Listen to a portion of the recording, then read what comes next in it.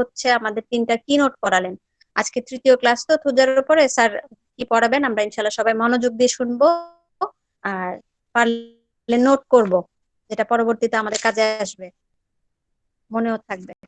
এই বলে আমি আমার ওয়াই আরিফ স্যারকে আহ্বান জানাচ্ছি।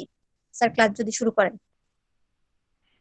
ধন্যবাদ ডক্টর সুমাইয়া অনুষ্ঠান পরিচালনার জন্য, এবং সঙ্গে চিকিৎসক বৃন্দ আছেন সবাইকে জানাচ্ছি আমার পক্ষ থেকে শুভরাত্রি এবং সালাম। গত ক্লাসে কি নোটস 3টা পড়িয়েছিলাম, তাই না? ভার্টিগো, হোয়েন কুলেজিং দ্য আই পর্যন্ত, ডক্টর জি সুমাইয়া। স্যার, জি জি, তিনটা কি নোট ছিল। আচ্ছা, ঠিক আছে। তো আজকে 4 নম্বর কি নোটস থেকে শুরু করব। আগের ক্লাসের রিভিউ অনুযায়ী শুধুমাত্র 3টা যে কি নোটস আলোচনা করেছিলাম, সেই 3টা কি নোটস এর কথা শুধুমাত্র আমি হেডিংটা বলছি, তারপরে 4 নম্বর কি নোটস আজকে আলোচনা শুরু হবে। ফার্স্ট কি নোট ছিল element from bad effect of vaccination or from suppressed or maltreated gonorrhea। 1 নম্বর কি নোট ছিল। 2 নম্বর কি নোট ছিল ফিক্সড আইডিয়া, এবং 3 নম্বর কি নোট ছিল vertigo when closing the I. এগুলোর উপরে আমরা বিস্তারিত আলোচনার চেষ্টা করেছি। আজকে যে 4 নম্বর কি নোটস, সেই কি নোটসটা হচ্ছে white scaly dandruff with dry hair and falling out. Doctor Sumaiya, কথা কি স্পষ্ট শোনা যাচ্ছে? ভয়েস স্পষ্ট শোনা যাচ্ছে? জি আমি শুনতে পাচ্ছি, বাকিদের কারো কোনো প্রবলেম হচ্ছে না তো? শোনা যাচ্ছে, স্পষ্ট শোনা যাচ্ছে। ধন্যবাদ। হ্যাঁ স্যার, শোনা ওকে, যাচ্ছে স্যার, কন্টিনিউ করুন স্যার, শোনা যাচ্ছে। Thank you, thank you. তাহলে 4 নম্বর কি নোটস থুজা অক্সিডেন্টালিসের আজকে আলোচনায় white scaly dandruff with dry hair and falling out. সাদা স্কেলি ড্যান্ড্রাফ। তো তার আগে বলি, আজকে আমি আমাদের কোয়ার্টার 5 তলায় থাকি, নিচে নামছিলাম ছেলেকে নিয়ে। তো নামার পর দেখি যে আমাদের কোয়ার্টারের সামনে মসজিদটার পাশে একটা কাভার ভ্যানের গায়ে এই শ্যাম্পু, হ্যাঁ, ড্যান্ড্রাফ ক্লিনার শ্যাম্পু অনেক বড় স্টিকার লাগানো, এবং ভ্যানের পেছনে 2-3 জন লোক, ভদ্রলোক, 2 জন ভদ্র মহিলা। তো দেখছি ওরা একটা ল্যাপটপ নিয়ে, ওই ল্যাপটপের সঙ্গে একটা স্ক্যানার লাগানো, এই স্ক্যানের মধ্যে সম্ভবত ক্যামেরা সেট আপ করা আছে। তো সেটা হেয়ারে, চুলের উপর ধরতেছে। যেসব কাস্টমার আশেপাশে, পথচারী কাস্টমার মানে কি, পথচারী যারা যাচ্ছে, যারা আগ্রহ পোষণ করতেছে ল্যাপটপের সামনে বসার পরে স্ক্যানারটা চুলে যখন তারা সেট আপ করছে, তখন আমাদের চুল কয়েক গুণ বড় করে দেখাচ্ছে, এবং চুলের গোড়া কেমন, কোনো ফাঙ্গাল ইনফেকশন আছে কিনা বা ড্যান্ড্রাফ, সবকিছু অনেক বড় করে ল্যাপটপের মধ্যে শো করতেছে। কিন্তু আমি আগ্রহ পোষণ করলাম, আমিও দেখলাম, বসলাম। তো এটা কি নোটসটা আলোচনা করতে গিয়ে বিষয়টা মনে পড়লো, চুলে প্রচুর পরিমাণ খুশকি। আসলে এই ধরনের খুশকি হচ্ছে এক ধরনের ফাঙ্গাল ইনফেকশন বা ব্যাকটেরিয়াল ইনফেকশন। এই ধরনের খুশকি যেগুলো সাধারণত তোমার চোখে এমনিতে পড়ে না, বাট এই ধরনের বড় করে দেখলে তখন সেগুলো ধরা পড়ে। তো এই ধরনের যে খুশকিগুলো হচ্ছে হোয়াইট স্ক্যালি ড্যান্ড্রাফ, হচ্ছে সাদা স্ক্যালি, হোয়াইট স্ক্যালি ড্যান্ড্রাফ। যে ড্যান্ড্রাফটা বা খুশকিটা, যে ইরাপশনটা হচ্ছে, এটা কেমন আঁশের মতো, মাছের আঁশের মতো সাদা। মূলত এগুলোকে আমরা খুশকি বলে জানি। তো এ ধরনের খুশকির জন্য চুল পড়ে যায়, চুল ড্রাই, এর সঙ্গে চুলটা যেটা থেকে ড্রাই থেকে শুষ্ক এবং পড়ে যায়। এই হেয়ার ফল নিয়ে কিন্তু আমাদের কাছে অনেকে আছে, হেয়ার ফলিং। এই হেয়ার ফলিং এর পিছনে যতগুলো কারণ আছে, অনেক নিউট্রিশিয়াস কারণ আছে, তার মধ্যে এটা একটা কারণ, অন্যতম কারণ, সেটা হচ্ছে যে চুলে খুশকি বা চুলে ফাঙ্গাল ইনফেকশন বা ব্যাকটেরিয়াল ইনফেকশন, এটা কিন্তু একটা গুরুত্বপূর্ণ কারণ। এবং এইটা কিন্তু থুতজার অন্যতম একটা বৈশিষ্ট্য। বিশেষ করে যে ফাঙ্গাল ইনফেকশন যেগুলো হয় সেগুলো কিন্তু সাইকোটিক মাইজমটাকে কভার করে। এটাকে আধুনিক মেডিকেল ভাষায়, মেডিকেল টার্মে কি বলে, এটাকে বলে সেবরিক ডার্মাটাইটিস। সেবরিক ডার্মাটাইটিস বলা হয়। In medical term, it is called seborrheic dermatitis. তাহলে এই সেবরিক ডার্মাটাইটিস হলে সাধারণত কোথায় কোথায় এফেক্ট হয়? It is a condition that mainly affects your scalp. এটা সাধারণত আমাদের মাথা, স্কাপে, মাথার চামড়া, স্কাপ সাধারণত এখানে এফেক্ট করে। It causes scaly patches, red skin, and stubborn dandruff. এবং সেগুলোতে কি হয়? সেগুলোতে আইসের মতো ওঠে, মাছের আইসের মতো ওঠে, ওই জায়গাটায় রেডিশ লাল হয়ে যায় এবং এমন খুশকি হয় যে চুল ওয়াশ করার পর, শ্যাম্পু দেওয়ার পর তারপরেও এই খুশকিগুলো যায় না, এরকম স্টাবন ড্যান্ড্রাফ হয়। এটাই মূলত seborrhoeic dermatitis. Seborrheic dermatitis can also affect all area of the body such as face, side of nose, eyebrows, ears, eyelids and chest. এগুলো যে অয়েলি আমাদের স্কিনের পার্ট গুলো রয়েছে এবং যেখানে হেয়ার রয়েছে, গোফ, দাড়ি, চোখের ভ্রু, চেস্ট, চোখের পাতা, এই লোমযুক্ত জায়গাগুলোতেও কিন্তু এই ধরনের ড্যান্ড্রাফ বা সেবরিক ডার্মাটাইটিস হয়। সিমটমস গুলো কি? সিমটমসটা হচ্ছে skin flakes on your scalp, hair, eyebrow, beard or mustache. তো যেটা বললাম, এই ধরনের আইসের মতো ওঠে বা খুশকি ওঠে মাথা থেকে, দাড়ি থেকে, গোঁফ থেকে, ভ্রু থেকে। 1 নম্বর সিমটম। 2 নম্বর symptom, patches of gray skin covered with flaky white or yellow scales or crust on the scalp, face, side of nose, eyebrow, ear, eyelid, chest, armpit, groin area of under the breast। শুধু তাই না, এগুলো আরো যে ভাঁজযুক্ত যে জায়গাগুলো আছে আমাদের আর্মপিট, গ্রোইন, কুচকি, ব্রেস্টের নিচে, এই জায়গাগুলোতেও কিন্তু এই ধরনের এক ধরনের খুশকির মতো বা মাবের মতো হতে পারে বা উঠতে পারে এবং এগুলো উঠে গেলে তখন রেড ড্রাই স্পট সেখানে দেখা যায়। এছাড়া চুলকায়, আর যেখান থেকে ড্যান্ড্রাফটা উঠে যায়, এই ধরনের মাবি উঠে যায়, স্ক্যাল ইরাপশনটা উঠে যায়, ওই জায়গাটা লাল হয়ে যায়। এ হচ্ছে মোটামুটি সেবরিক ডার্মাটাইটিসের চরিত্র বা চিত্র। এবং এ ধরনের সেবরিক ডার্মাটাইটিসের চরিত্র কিন্তু থুজার একটা কিনোজ।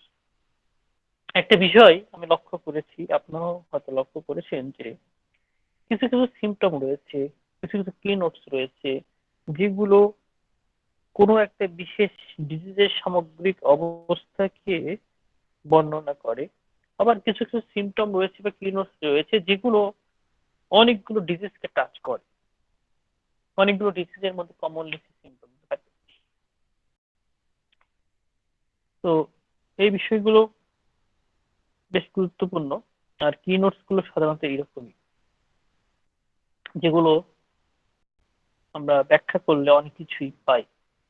এক একটা কিনোটস বা এক একটা ক্যারেক্টারিস্টিক যে সিমটম গুলো রয়েছে এক একটা মেডিসিনের, তো আমাদের সম্ভবত আমাদের সেই মনীষীরা আমাদের যেনারা পথ দেখিয়েছেন, তিনাদের চিন্তা চেতনায়, তিনাদের অভিজ্ঞতায়, দর্শনে তিনারা এগুলোকে সম্ভবত এভাবেই খুঁজে বের করেছেন। নইলে বিশাল বিশাল যে সিমটমের ভান্ডার, প্রুভিং সিমটম থেকে, সেখান থেকে তারা এগুলোকে কেন বা এরকম আলাদা করতে যাবে। যাই হোক, এরপর আছে 5 নাম্বার কি নোটসে chronic catarrh after thick exanthemata with green thick mucus blood and pus. Chronic catarrh after thick exanthemata with green thick mucus blood and pus.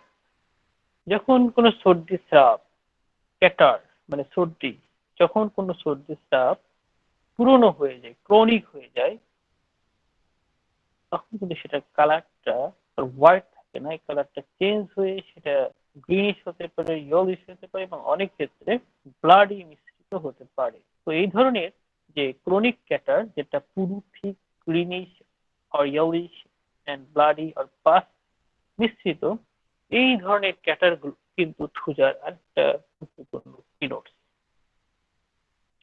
এখন আমরা আসি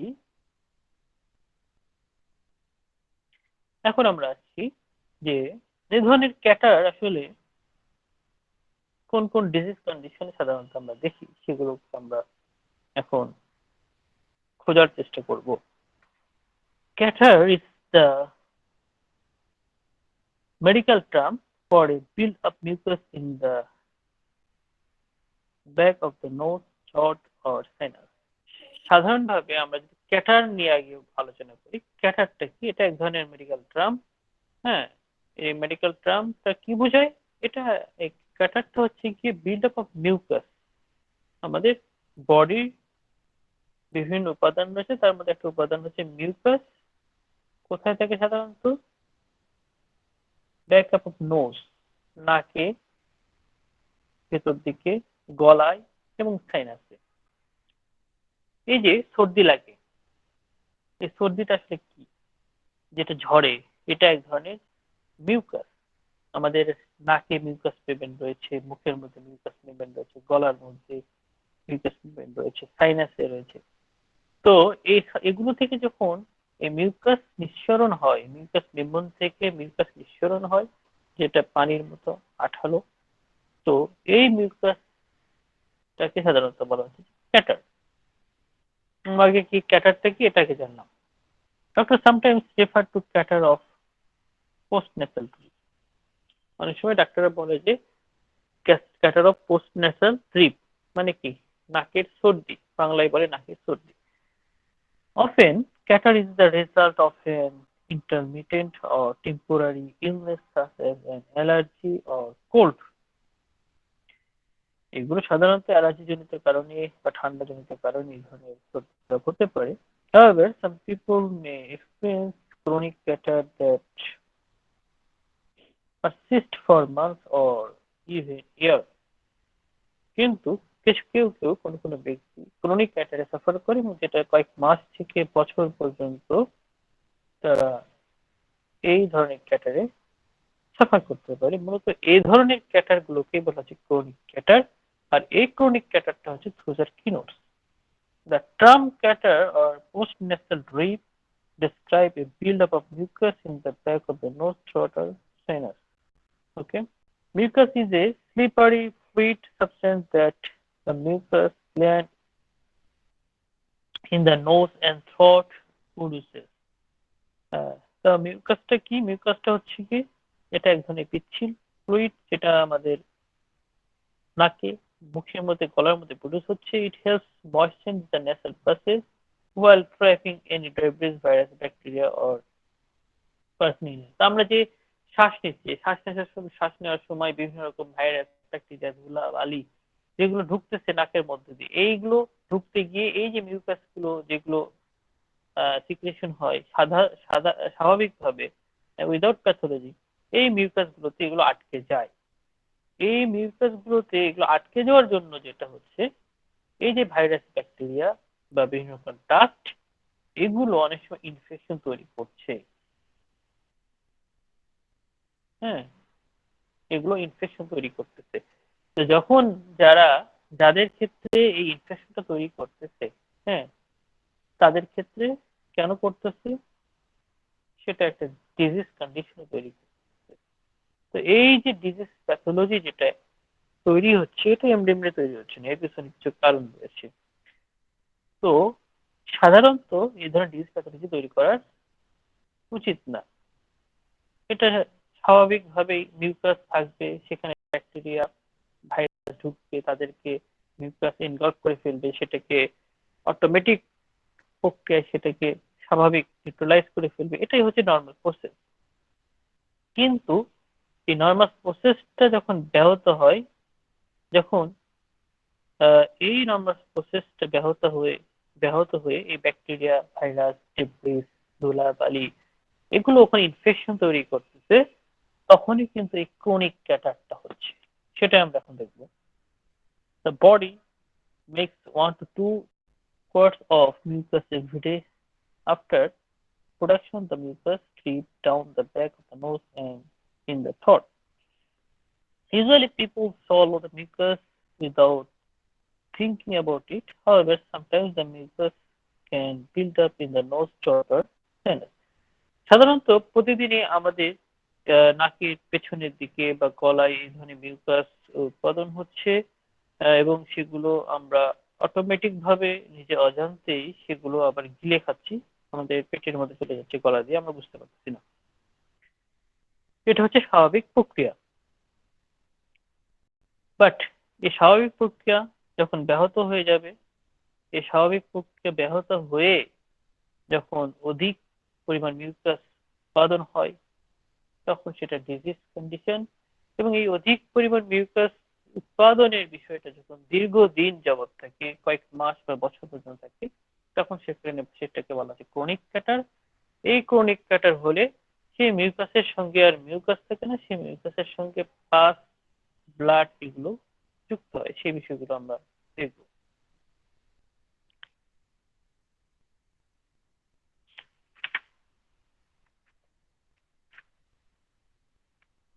আচ্ছা, তাহলে আমরা এখন দেখি যে এ ধরনের মিউকাস যদি দীর্ঘদিন যাবত উৎপাদন হয় এবং অতিরিক্ত মিউকাস উৎপাদন হয়, তবে সেক্ষেত্রে কি সিমটম গুলো দাঁড়িয়ে যায়।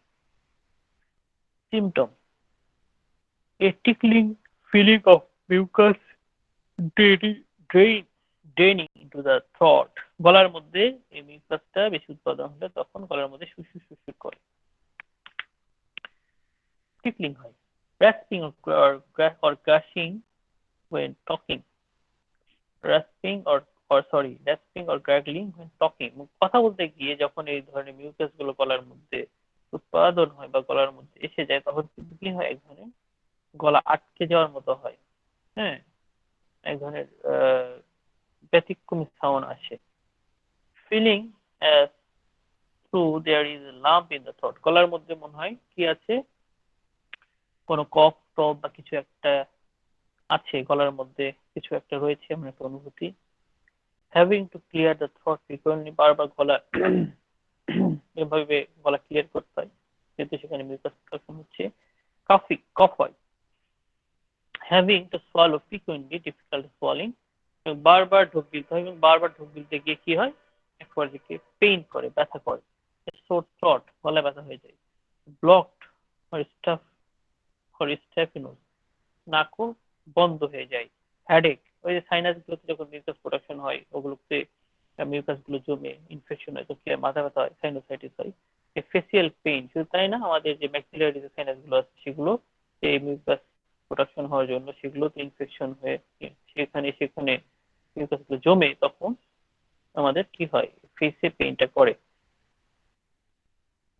এছাড়া যে পরিবর্তনটা ঘটে সেটা হচ্ছে ঘ্রাণের এবং টেস্টের, loss of taste and smell. হ্যাঁ, আর ডিফিকাল্টি স্লিপিং, ঘুমাতে ঘুমাতে খুব কষ্ট কেন হয়, ওই যে ঘুমাতে গেলে নাক বন্ধ হয়ে যায়। হ্যাঁ, এই জন্য, বা কাশি হতে পারে গলার মধ্যে, শুয়ে পড়ে সুপাইন পজিশনে, গলার মধ্যে এসে মিউকাস গুলো টিকলিং হয়, সুরসুর করে, কাশি হয়, নাক বন্ধ হয়ে যায়, তখন এই ধরনের সিমটম গুলো রাইজ করে। কজেস, কারণটা কি কি কি কারণে এই ধরনের ক্যাটার হতে পারে। চেঞ্জ ইজ ওয়েদার কন্ডিশন, আবহাওয়ার পরিবর্তন। ইটিং স্পাইসি ফুড, খুব মশলা জাতীয় কোনো খাবার খেলে, যেমন খুব ঝাল জাতীয় খাবার খেলে কিন্তু খুব বেশি মিউকাস নিঃসরণ হয়। হে ফিভার অর অ্যালার্জিক রাইনাইটিস, অনেকের আছে কি ডাস্ট অ্যালার্জি, হ্যাঁ, ধুলাবালি রেণু, এগুলোতে অ্যালার্জি জনিত কারণে এই ধরনের মিউকাস নিঃসরণ হয়। নন অ্যালার্জিক রাইনাইটিস আছে কিছু।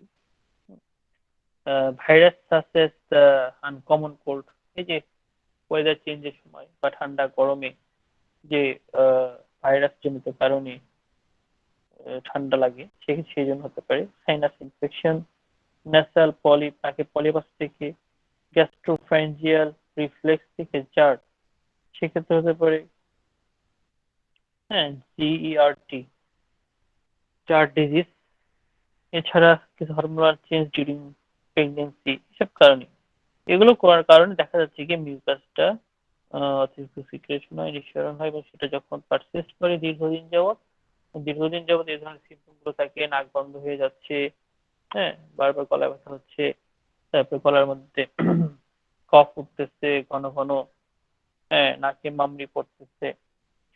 তো বিষয়গুলো যখন এরকম হয়, ক্রনিক হয়ে যায়, এই ক্রনিক অবস্থাটা মূলত আহ এই ক্ষুধার একটা কিনোট, সেই জন্য বলা হয়েছে ক্রনিক প্যাটার আফটার থিক সিম্পটমটা with green thick mucus blood and pus. এবং সেখানে কি থাকে, যখন ক্রনিক হয়ে যায় তখন কিন্তু কালারটা চেঞ্জ হয়ে যায়, তার সঙ্গে পাস, যেহেতু ব্যাকটেরিয়া ভাইরাস এগুলো দ্বারা আরো ইনফ্লামেটেড হয়ে সেগুলোতে পাস ফর্মেশন করে এবং ব্লাডি হয়ে যায়। তাহলে থুজার এই 5 নম্বর কিনোটসটা আমরা দেখলাম। এখন আমরা আসি 6 নম্বর কিনোটসে। 6 নম্বর কিনোটস কি বলা হচ্ছে যে piles swollen painful most severe when sitting. Rectum, what is piles? পাইলসটা হচ্ছে যে ভেইন রয়েছে রেকটামে, সেই ভেইনের এনগলসমেন্ট, হ্যাঁ, যখন যখন সেখানে ভেনাস স্ট্যাসিস হচ্ছে, এনগলসমেন্ট হচ্ছে, তখন সেটা সোয়েলিং হচ্ছে, পেইন করতেছে, এটা হচ্ছে পাইলস। তো এই পাইলসের ব্যথা pain most severe when sitting, বসলে প্রচন্ড ব্যথা করে। তো এই যে বসলে প্রচন্ড ব্যথা করে, আসলে এই ধরনের বিষয়টা থুজার একটা কিনোটসের মধ্যে রাখা হয়েছে, কিন্তু আমরা যদি দেখি যে পাইলসের ক্ষেত্রে এই সিমটমটা কিন্তু রিলেটেড, অর্থাৎ যাদের প্রচন্ড এই পেইন করে তারা বসলে পেইন করবে। তো এই জন্য এই বিষয়টা আমি একটু বিস্তারিত ভেঙে ভেঙে আলোচনা করি, দেখি এর মধ্যে আসলে কি কি রয়েছে। হেমারেটস অলসো নোন অ্যাজ পাইলস, এই পাইলসের একটা নাম হচ্ছে কি হেমারয়েড, সেটাকে আমরা মেডিকেল টার্মে বলি হেমারয়েড। সংক্ষেপে ডায়াগনোসিস করতে গিয়ে HR আমরা লিখে ফেলি, পুরো HAEMO ডাবল R, হ্যাঁ, HID, মানে বিদঘুটে এক ধরনের একটা বানান, দুইটা আর রয়েছে, এছাড়া SOIDAHAE, এইরকম একটা বানান, তো বিদঘুটে একটা বানান। তো এত বিদঘুটে বানান লেখার চেয়ে মানে সংক্ষেপে আমরা লিখে ফেলি HR, বড় হাতের H বড় হাতের R।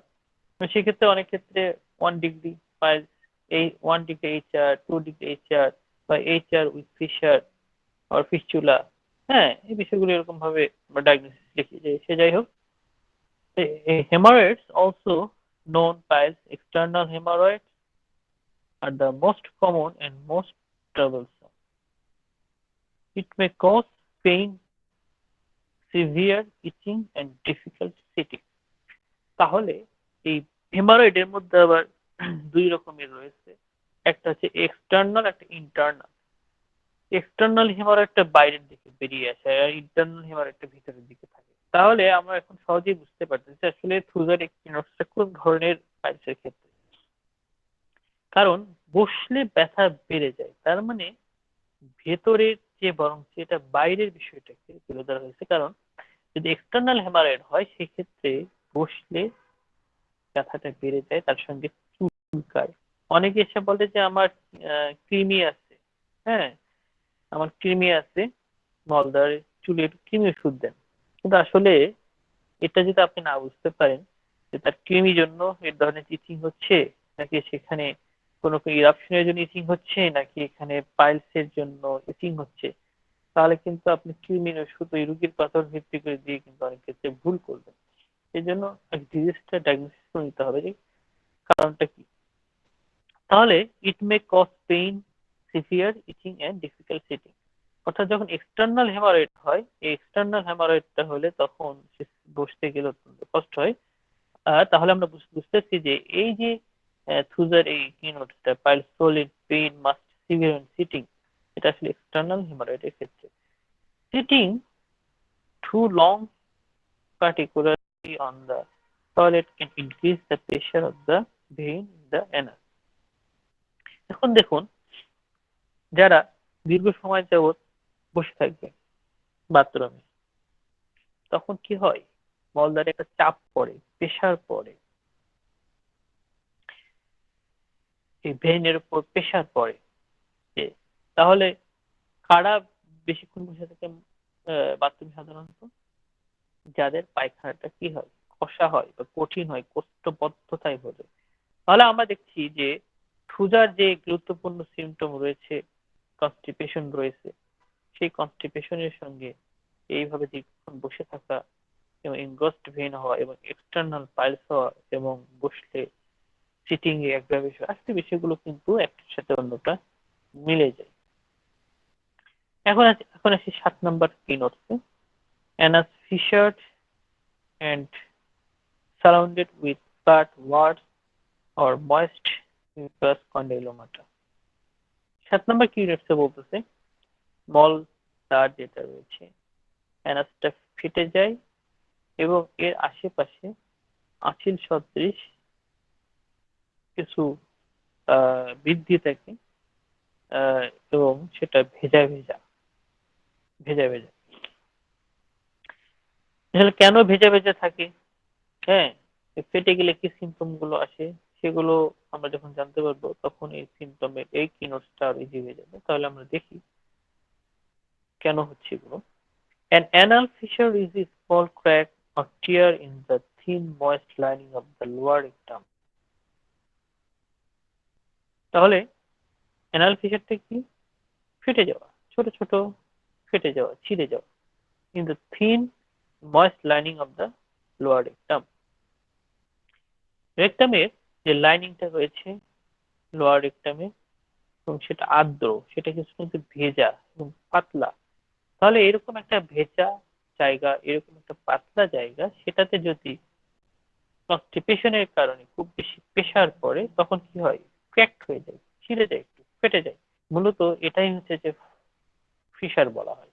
আর যেহেতু এটা ময়েস্ট একটা এরিয়া, সুতরাং এই ধরনের এরিয়াটা একটু ফেটে গেলে তখন একটু ভেজা ভেজা থাকে।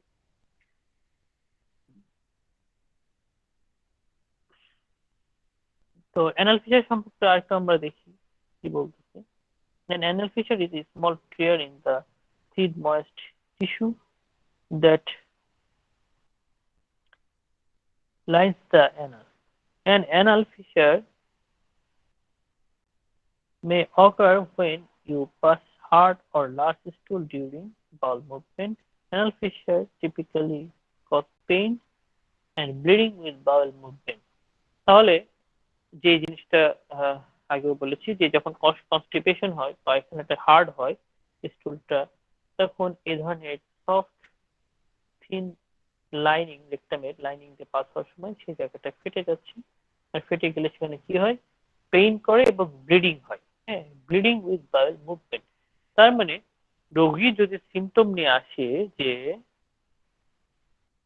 পায়খানা করার পর ব্লিডিং হচ্ছে, পেইন করতেছে, তখন আপনি মোটামুটি নিশ্চিত হয়ে যাবেন যে এখানে ফিশার জাতীয় কিছু ঘটেছে। তাহলে এই যে বলেছে যে অ্যানাস ফিশার, 7 নাম্বার কি নোটসে, যে অ্যানাস ফিশার ফেটে যায় surrounded with flat warts or moist mucous condylomata, এবং সেটা আর্দ্র ভিজা থাকে এবং সেখানে কিছু কি থাকতে পারে, ওয়ার্ডস, আঁচিলের মতো গ্রোথ থাকতে পারে। তাহলে আমরা এই সিমটমটাকে আরো অ্যানালাইসিস করে পেলাম যে আমরা যদি সেখানে পাই রোগী এরকম সে কমপ্লেইন করে যে পেইন করছে, ব্লিডিং হচ্ছে এখানে, হ্যাঁ, এবং পায়খানায় যখন কষা হয়, শক্ত হয়, তখন এই ধরনের ঘটনাগুলো ঘটে। এরপর থেকে এগুলো করতেছে। আসলে একটা পর্যায়ে গিয়ে যখন এরকম ভাবে পার্মানেন্টলি ক্র্যাকড হয়ে যায় তখন পায়খানা যে নরম হয় তারপর ব্লিডিং হতে থাকে। You may also experience spasm in the ring of the muscle and the end of your anus. আর কিছু ঘটনা ঘটে যখন এই ধরনের পেইন হয়। সাধারণত আমাদের বডির একটা সাধারণ নর্মাল একটা প্রসেস রয়েছে, সেটা হচ্ছে যখন কোনো অংশে পেইন হয় তখন ওই অংশটা স্প্যাজম হয়, আক্ষেপ হয়, সংকোচন হয়। এই জন্য আমরা অনেক সময় দেখি যে আমাদের বডির বিভিন্ন জায়গায় পেইনে এক্স রে দিলে সেখানে লেখা আছে মাসেল স্প্যাজম। আসলে পেইনের জন্য ওই মাংসপেশিটা আক্ষেপিক হয়, স্প্যাজমোটিক হয়। তো ঠিক একইভাবে একদিকে স্টুল হার্ট বের হতে সমস্যা হচ্ছে, আর একদিকে ফেটে গিয়েছে, আর একদিকে পেইনের কারণে সেখানকার মাসেল স্প্যাজম হয়েছে। তখন কি ঘটনাটা কি করতেছে, স্টুলটা আটকে যাচ্ছে, স্টুলটা বের হতে নিয়ে বের হচ্ছে না। আমরা কিন্তু ক্ষুধার সেই গুরুত্বপূর্ণ একটা লক্ষণ পড়েছিলাম যে স্টুল বের হতে গিয়ে আবার উপর দিকে উঠে যায়। কেন উঠে যায় আমরা কিন্তু বিষয়টা এখন বুঝতে পারছি। আচ্ছা, এখন সিমটম আসি, অ্যানাল ফিশারের কি কি সিমটম গুলো রয়েছে। Severe pain sometimes severe during bowel movement. যখন আমরা স্টুলিং বাউল মুভমেন্টে বা ডিফিকেশনে যাচ্ছি প্রচন্ড পেইন করছে। Pain after bowel movement that can last up several hours, এবং স্টুল করার পরও কয়েক ঘন্টা পর্যন্ত পেইন থাকে। এবং এই ধরনের পেইন, এই ধরনের সিমটমস কিন্তু আমরা র্যাটেন হিয়ার ন্যাকটিক অ্যাসিড এই ধরনের মেডিসিনে কিন্তু এই ধরনের সিমটমটা পেয়েছি। Bright red blood on the স্টুল or toilet paper after a bowel movement। হ্যাঁ, এবং যখন টিস্যু ইউজ করতে যাচ্ছে তখন একটু একটু ব্লাড লেগে আছে, কিংবা হ্যাঁ অনেক ব্লাড আসতে পারে, এমনিতেই ড্রপ হতে পারে। a visible crack in the skin around the anus। যদি মলদার ইন্সপেকশন করা হয়, পরীক্ষা করা হয় বা প্রোক্টোস্কোপি করা হয় তখন দেখা যায় যে সেখানে ফেটে গিয়েছে। a small lump or skin tag on the skin near, এবং আশেপাশে ট্যাগের মতো দেখা যায়। তাহলে এখানে কিনোটস এর ভাষায় বলতেছে যে anus fissured and surrounded with fat warts or moist mucus with condylomata। এখানে ফ্ল্যাট ওয়ার্ডস এইভাবে বলতেছে, আর এখানে বলতেছে যে small lump or skin tag on the skin on the or near the skin। স্কিনের আশেপাশে ট্যাগ, মানে ওয়ার্ডস বলতেছে, ট্যাগ বলতেছে, মানে ভাষা এক এক জায়গায় এক এক রকম, বিষয়গুলো একই রকম। The anal fissure near the anal fissure। ওকে, তাহলে anal fissure চারপাশে এই ধরনের ট্যাগ বা ওয়ার্ডস গুলো থাকতে পারে। এখন আসি কজেশন গুলো কি। কজেশন গুলো দেখি। কজেশনের মধ্যে একটা গুরুত্বপূর্ণ মেইন কজেশন অলরেডি পেয়েছি, যে পাসিং লার্জ অর হার্ড স্টুল। হ্যাঁ, স্টুলটা খুব হার্ড, লার্জ এই ধরনের স্টুল পাস করার কারণে ফেটে যাচ্ছে। Constipation and straining during bowel movement. খুব কোষ্ঠবদ্ধতা এবং বেগ দিতে হচ্ছে, বাউল মুভমেন্ট করতে গিয়ে অনেক বেগ দিতে, চাপ দিতে হচ্ছে, সেই জন্য ফেটে যাচ্ছে। ক্রনিক ডায়রিয়া, যাদের দীর্ঘদিন যাবত ডায়রিয়া থাকে, শুধু যে কনস্টিপেশন হলে ফেটে যেতে পারে তা না, ডায়রিয়া জনিত হতে পারে।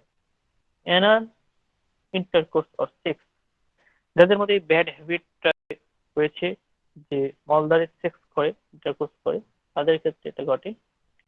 চাইল্ড বার্থ, সন্তান জন্মদান করার সময় এটা হতে পারে। Crohn's disease or another inflammatory bowel disease, যেমন IBD, inflammatory bowel disease। Inflammatory bowel ডিজিজের কারণে এই ধরনের বিষয়গুলো হতে পারে। এছাড়া অ্যানাল ক্যান্সার, যদি রেকটামি ক্যান্সার হয়, বা HIV, টিউবারকুলোসিস, সিফিলিস, এগুলোর কারণে কিন্তু এই ধরনের ফিশার হতে পারে। কজেশন, তাহলে আমরা মোটামুটি জানলাম যে কজেশন গুলো থেকে এই ধরনের ফিশার হতে পারে, এবং এই ফিশারের সঙ্গে সারাউন্ডেড যে কিনোটস গুরুত্বপূর্ণ লক্ষণ সেটা হচ্ছে সেখানে ট্যাগ থাকতে পারে বা ওয়ার্ডস থাকতে পারে, এবং সেটা ভেজা হয়, এবং তার আশেপাশে কি থাকে, আঁচিল সদৃশ উদ্ভিদ থাকে, এবং সেখানে ভেজা ভেজা থাকে। আর এই রিলেটেড ডিজিজ রিলেটেড যে সিমটম গুলো সেগুলো কিন্তু অলরেডি আলোচনা করেছি। এখন আসি, একটু আসতেছি।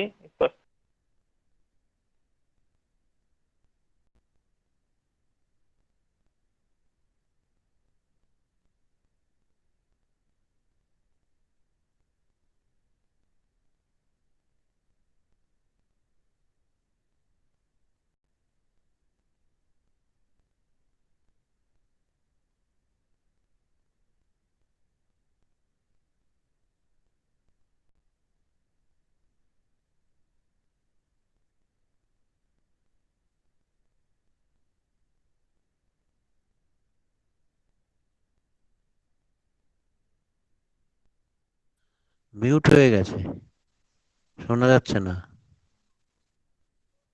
স্যার একটু সময় চেয়ে নিলেন।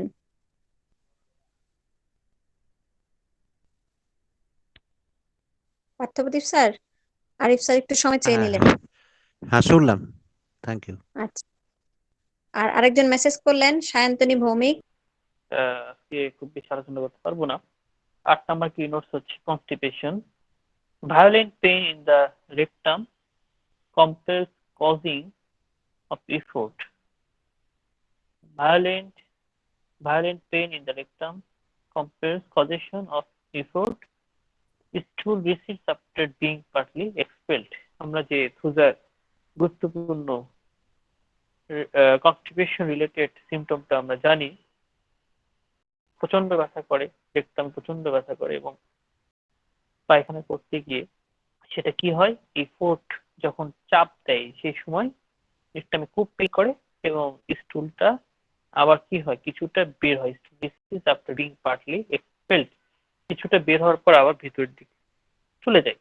আসলে দেখুন, এই যে কনস্টিপেশনের এই গুরুত্বপূর্ণ সিমটম আমরা এটা কিন্তু জানি, বাট এই ধরনের ঘটনা ঘটলে, এই ধরনের কনস্টিপেশন হলে রেকটামে কি এফেক্টটা পড়তে পারে, রেকটামে কি প্যাথোলজি গ্রো করতে পারে, রেকটামে কি কি কমপ্লেইন গুলো আসতে পারে, সেগুলো যদি সম্পর্কে আমাদের কনসেপ্ট ক্লিয়ার না থাকে তাহলে কিন্তু আমরা এই কি নোটসটা আসলে ব্যবহার করতে পারবো না।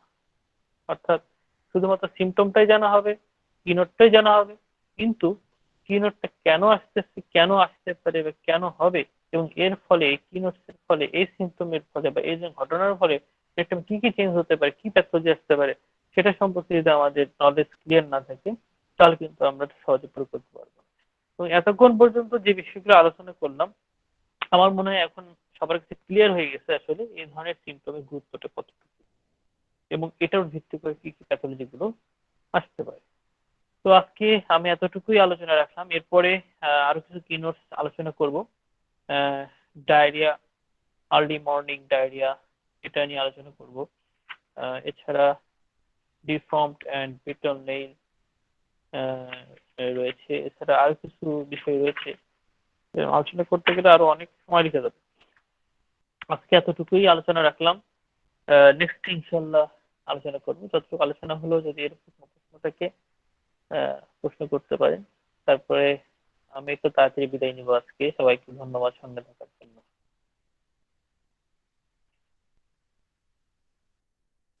স্যার আপনি যদি আবার একটু সামারাইজ করতেন আজকের যে কয়টা কি নোটস পড়ালেন। ওকে, আজকে যে কয়টা কি নোটস পড়ালাম, আজকে 4 নাম্বার কি নোটস শুরু করেছিলাম যে white scaly dandruff with dry hair and falling out, যেটাকে বলেছিলাম সেবোরিক ডার্মাটাইটিস। এরপর chronic catarrh after thick exanthemata with green thick mucus blood and pus, দীর্ঘদিন যাবত যে সর্দি স্রাব, হ্যাঁ, যে বিষয়টা কিন্তু বিস্তারিত আলোচনা করা হয়েছিল যে দীর্ঘদিন যাবত সর্দি স্রাব, নাক বন্ধ হয়ে যাওয়া, নাকে সর্দি লেগে থাকা, তারপরে সেখান থেকে পলি এইচআইটি, হাইপারট্রফি অফ ইনফ্রাটার্পিনেট গ্রো করা, হ্যাঁ, তারপরে নাক ডাকা, নাকের মধ্যে নাক বন্ধ হয়ে যাওয়া, গলায় বারবার এরকম ভাবে চাপ দিয়ে কফ বের করার চেষ্টা করা, কথা বলতে গিয়ে আটকে যাওয়া, এই ক্রনিক ক্যাটারের কারণে। এছাড়া পাইলসের যে বিষয়টা আলোচনা করলাম, পাইলসের একটা হচ্ছে এক্সটার্নাল পাইলসের ক্ষেত্রে সিটিং অ্যাগ্রাভেশন বসতে গেলে বৃদ্ধি হয়। এছাড়া অ্যানাল ফিশারের ক্ষেত্রে আলোচনা করেছিলাম যে ময়েস্ট থাকে অ্যানাসটা এবং ফেটে যায় এবং খুব পেইন করে এবং আশেপাশে ওয়ার্স বা ট্যাগ থাকতে পারে। আর হচ্ছে গিয়ে এগুলো সমষ্টিগতভাবে এগুলোর উপরে যে কনস্টিপেশনটাকে ফাইনালি আমি আলোচনা করেছি যে ফুজার কনস্টিপেশনের যে বৈশিষ্ট্য সেটা ফার্স্টলি এক্সপেলড হয়ে যায়, এক্সপেলড হয়ে আবার ভিতরে ফেরার চেষ্টা করে। আর এই ধরনের কনস্টিপেশনের কারণে রেকটামে খুব পেইন করে, সিভিয়ার পেইন করে। এই রিপোর্টটা যদি এখন এই ধরনের যাদের কনস্টিপেশন রয়েছে দীর্ঘদিন যাবত তাদের কিন্তু এই ধরনের ফিশার, এই ধরনের পাইলস এগুলো ডেভেলপ করার পসিবিলিটি অনেক বেশি থাকে। শুধু শুধু তাই না, সি রেকটাম, হ্যাঁ রেকটামে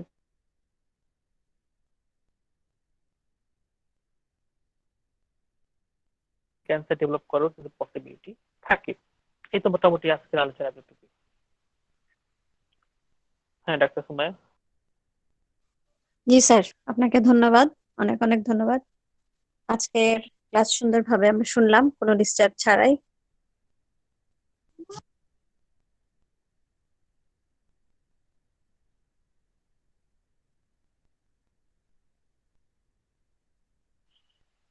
দুঃখিত। তো ক্লাসের জন্য স্যারকে আবারও ধন্যবাদ। দ্বিতীয় পর্যায়ে আমরা চলে যাচ্ছি।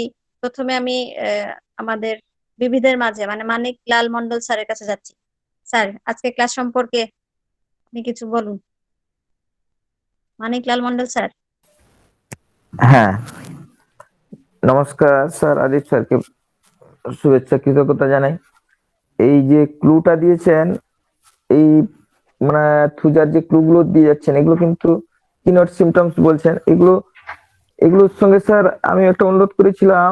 এই যে ধরুন আপনি ডার্মাটাইটিস, সেবরিক ডার্মাটাইটিস বললেন, এর এইগুলো চিনতে সাহায্য করছে ইয়েকে, থুজাকে, কিন্তু এর পাশাপাশি যদি আপনি সেম মেডিসিন আর দু একটা মেডিসিন বলে দেন তাহলে আমাদের ছাত্র হিসেবে আমাদের কি হবে, ওগুলো মনের মধ্যে গেঁথে থাকবে যে এই এই এই সিমটমস গুলোতে আরো কি কি মেডিসিন গুলো আসতে পারে। তার সঙ্গে থুজাকে আমরা ডিস্টিংগুইশ করে নেব অন্যভাবে, অন্য অন্য সিমটমস মেন্টাল বা তার যে আর জেনারেল সিমটমস আছে এইগুলো পার্টিকুলার গুলো যে বলছেন এগুলোর সঙ্গে অনুরোধ রইল পরের দিকে যদি সম্ভব হয় আপনার নিজস্ব যে ক্লিনিক্যাল অবজারভেশন আছে সারা লাইফে সেগুলো থেকে কেসগুলো দিলে আমাদের কিন্তু উপকার আমরা পাবো এবং আমাদের মনে থেকে যাবে।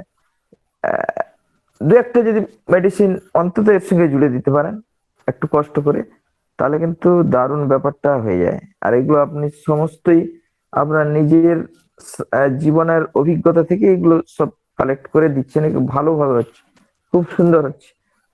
এই জন্য আমরা বলি একটা মেডিসিন 10 জন যদি 10 ভাবে আলোচনা করে কোনো ভাবেই আমরা ইন্ডিভিজুয়ালাইজেশনের এখানেও আমরা একটা স্ট্যাম্প বা একটা প্রমাণ পাবো।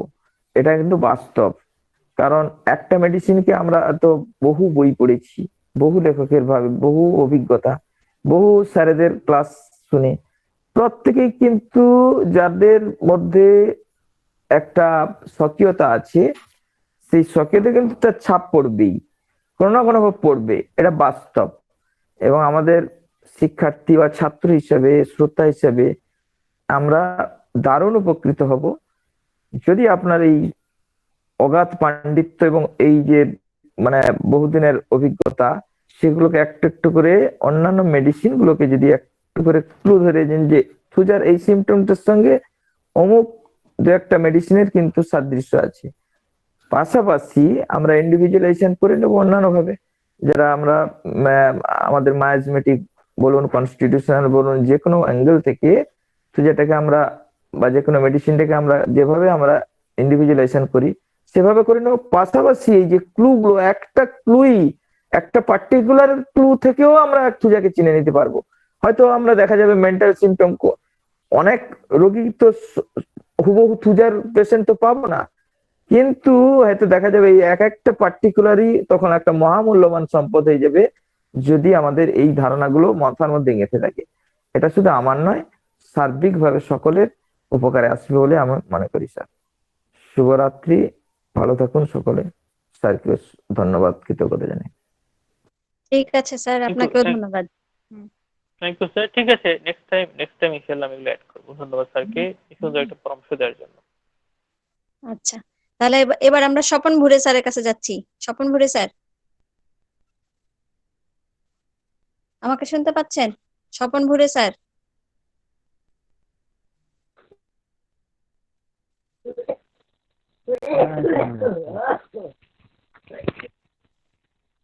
হ্যালো, জি স্যার, শোনা ক্লাস তো যাচ্ছে? শুনছেন? জি, শুনতে পাচ্ছি। হ্যাঁ শুনেছি। কথা হলো যেটা বুঝেছি যে প্যাথোলজি দিয়ে মেডিসিন চেনা পুরোপুরি ঠিক হবে না। কারণ হচ্ছে প্যাথোলজিটা হচ্ছে রেজাল্ট অফ ডিজিজ। প্রথমে যে ভাইটাল ফোর্সের যে ডিরেঞ্জমেন্ট আসে তখন প্যাথোলজি থাকে না, তার থাকে সিমটোম্যাটোলজি। তো মেডিসিনকে সবসময় প্যাথোলজি দিয়ে চিনবো, এই জায়গাটা আমার যেন সমস্যা আমার ক্ষেত্রে। আমি ব্যক্তিগতভাবে মনে করি মেডিসিনের পার্সোনালিটিটাকে বুঝবো, সেই পার্সোনালিটি নিয়ে আলোচনাটা করলে মেডিসিনের যে চরিত্র চিত্রায়নটা সঠিক হয়। কিন্তু প্যাথোলজিটা আসে পরে। সে ডার্মাটাইটিস বলি আর ক্যাটারাল ডিসচার্জ বলি, যাই বলি না কেন, সেখানে সব কিছুর মধ্যে সেই মেডিসিনের একটা মূল সুর থাকে, সেইটাকে বুঝতে হবে। এবং মেডিসিনের আলোচনা করতে গিয়ে সেইটাই আলোচনা করা খুবই দরকার। এবং যেটা মানিকলাল স্যার বললেন যে কম্পারেটিভলি অন্য যে মেডিসিন সেটাও আসবে এবং তাদের একটা কম্পারেটিভ ডিসকাশন হবে। সুজা পড়ার সাথে সাথে আরো অনেকগুলো মেডিসিনের কথা চলে আসবে। সুজা পড়ছি মানে শুধু সুজাই পড়বো তা নয়, তার সঙ্গে কম্পারেটিভলি অন্য মেডিসিনের আলোচনা হওয়া উচিত। এইটুকু আমি মনে করি, এইটুকু বললাম। ধন্যবাদ সবাইকে। হ্যাঁ, স্বপন স্যারকে ধন্যবাদ। স্যার সম্ভবত আগের ক্লাসগুলোতে ছিলেন না। আগের ক্লাসগুলোতে থুজার পার্সোনালিটি সম্পর্কে আলোচনা করা হয়েছিল, থুজার মেন্টাল স্কোয়ার সম্পর্কে আলোচনা করা হয়েছিল, তার ম্যাথমেটিক ব্যাকগ্রাউন্ড সম্পর্কে আলোচনা করা হয়েছিল, তার ফ্যামিলি ব্যাকগ্রাউন্ড সম্পর্কে আলোচনা করা হয়েছিল।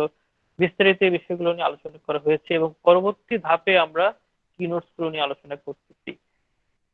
স্যার মনে হয় আগের ক্লাসগুলো ছিলেন না, এই প্রথম কথা। দ্বিতীয় কথা হচ্ছে যে আমরা বাস্তব প্র্যাকটিক্যাল লাইফে দেখেছি শুধুমাত্র পার্সোনালিটি বেসড মেডিসিন প্রেসক্রিপশন হয় না। এটা আমি বারবার প্রতিদিনই এটা প্রমাণ পেয়ে থাকি। শুধুমাত্র পার্সোনালিটি বেসড প্রেসক্রিপশন হয় না। আমরা যদি প্রেসক্রিপশন করতে চাই, কখনো পার্সোনালিটি বেস করতে হয়, কখনো পজিটিভ ফ্যাক্টর বেস করতে হয়, কখনো ম্যাথমেটিক বেস করতে হয়, কখনো টোটালি সিমটম বেস করতে হয়, কখনো অর্গানো স্পেসিফিক করতে হয়, কখনো প্যালিয়েটিভ বেস করতে হয়। বিভিন্ন আঙ্গিক থেকে কিন্তু বিভিন্ন ভাবে মেডিসিন প্রেসক্রিপশন হয়।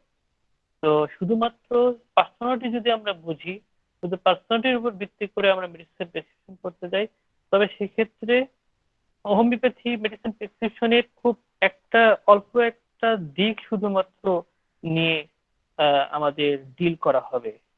একটা জিনিস আমি উপলব্ধি করি, অথবা অন্য অনেকেই ব্যতিক্রমী হতে পারে, সেটা হচ্ছে যে যে যত বড় মাইন্ড স্পেশালিস্ট হোক না কেন, যে যত বড় কনস্টিটিউশনাল বেস স্পেশালিস্ট হোক না কেন, যদি তার এন্টি ম্যাথমেটিক কনসেপশন ভালো না ক্লিয়ার থাকে, তাহলে সে হোমিওপ্যাথি চিকিৎসার 1/3 নিয়ে ডিল করতে পারবে, আর বাকি 2 সে হাবুডুবু হবে।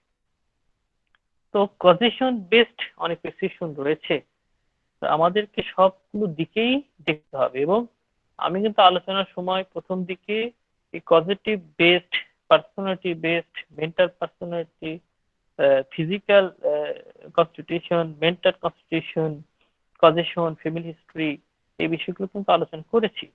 করার পরে আজকে থ্রুজার সম্ভবত 4 নাম্বার ক্লাস চলতেছে। তো স্যার ওই ক্লাসগুলো যদি জানতেন বা ওইগুলোতে যদি ঠিক থাকতেন, মনে হয় তাহলে এই ধরনের কথা বলতেন না, আমার যা মনে হয়। এই তো, এতটুকু। ধন্যবাদ। স্যার আজকে 3 আমি নাম্বার ক্লাস, সোজার উপর 3 নাম্বার ক্লাস। আমি যেটা বলতে চেয়েছি,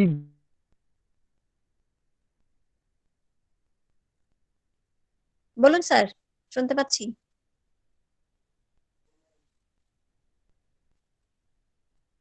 স্বপন ভরে স্যার।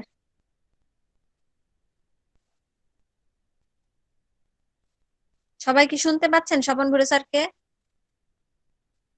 সম্ভবত ওনার নেটের সমস্যা, বেশিরভাগ সময় স্বপন বাবুর নেটের একটু সমস্যা থাকে, উনি একটু রিমোট এলাকায় থাকেন তো, যার ফলে সমস্যা হয়ে যায়। এটা মনে হচ্ছে নেটের সমস্যা হচ্ছে।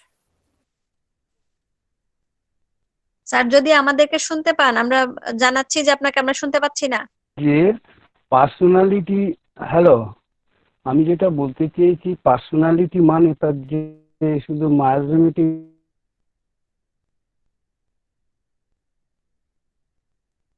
স্যার শোনা যাচ্ছে না, একটু জানলার দিকে বা বাইরের দিকে করুন স্বপন বাবু, নাহলে শোনা যাচ্ছে না, নেটের সমস্যা স্যার।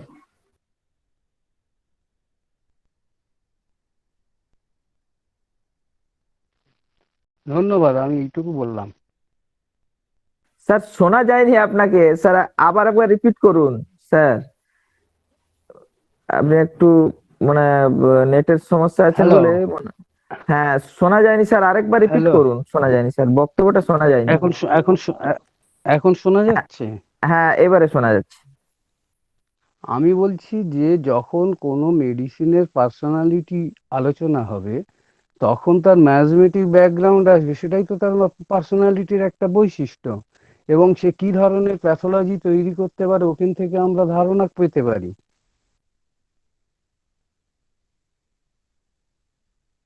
প্যাথোলজিটা হচ্ছে রেজাল্ট অফ ডিজিজ, যেটা কেন্ট বলে গেছেন তার লেকচারে। তো সেই জন্য আমি যেটা বলতে চাচ্ছি যে যখন আমি মেডিসিন প্রুভিং করি তার প্যাথোলজি পর্যন্ত তো আমরা পৌঁছাই না, তার সিমটোম্যাটোলজি করে, তার যে ডিরেঞ্জমেন্ট আমরা গুলো দেখি, আমি সেইটাই বলতে চেয়েছি। সুতরাং প্যাথোলজি দেখে সবসময় মেডিসিন প্রেসক্রিপশন করা যায় না। হ্যাঁ, ব্যতিক্রমিত দিক থাকবে, প্যালিয়েটিভ করতে হয়, কজেটিভ ফ্যাক্টর দিয়ে, সেটা তো ওয়ে অফ সিলেকশন, সেটা আলাদা জিনিস, কিন্তু মূল চরিত্র মেডিসিনের যখন বুঝবো, আমি সেটাই বলতে চেয়েছি, তখন এই ধরনের এইভাবে আলোচনা করলে ভালো হয়। কিন্তু আপনার আগের স্যার, আমি আগের আলোচনা আমি সব শুনিনি, এটা ঠিক কথা। তো আমি আমার যে পারসেপশনটা আমি সেখানে সেইটাই এখানে এক্সপ্রেশন করলাম।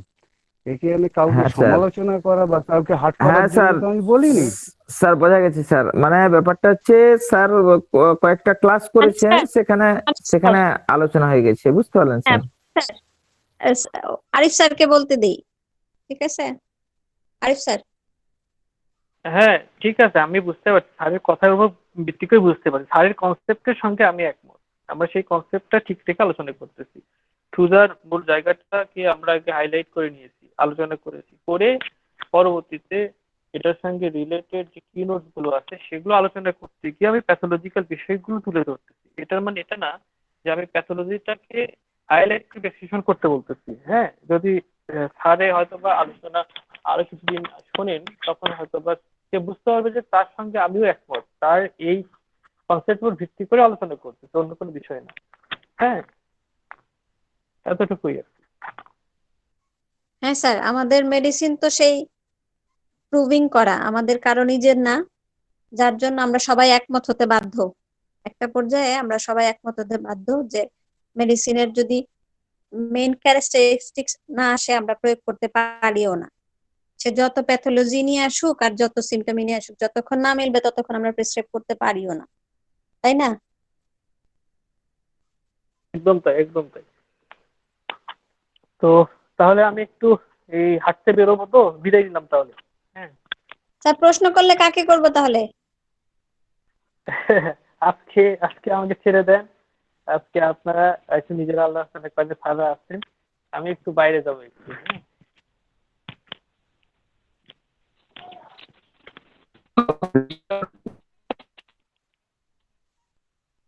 গিরিধর স্যার। আরিফ স্যার কি পাওয়া যাবে কি? স্যার এখনো আছেন, বলে আচ্ছা। ফেলেন। হ্যাঁ, আমরা প্যাথোলজি বলতে তো মানে ফিজিওলজি থেকে সরে যাওয়া, এটা যদি আমরা মানে স্বীকার করি, তাহলে এই যে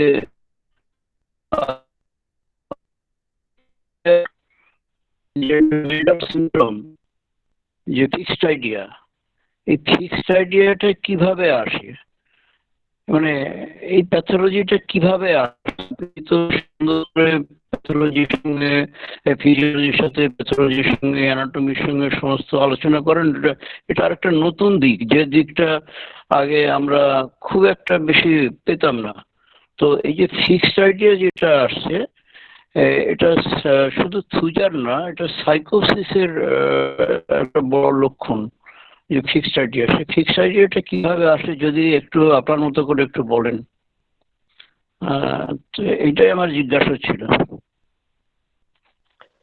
স্যার, গত ক্লাসে আমি এটা নিয়ে আলোচনা করেছিলাম বিস্তারিত, ফিক্সড আইডিয়াটা কিভাবে আসে।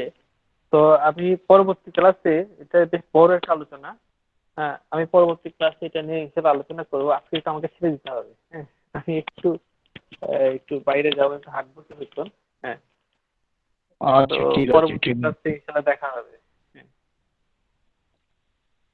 আচ্ছা, সবাই ভালো থাকেন, শুভরাত্রি। জি স্যার, আপনাকে শুভরাত্রি।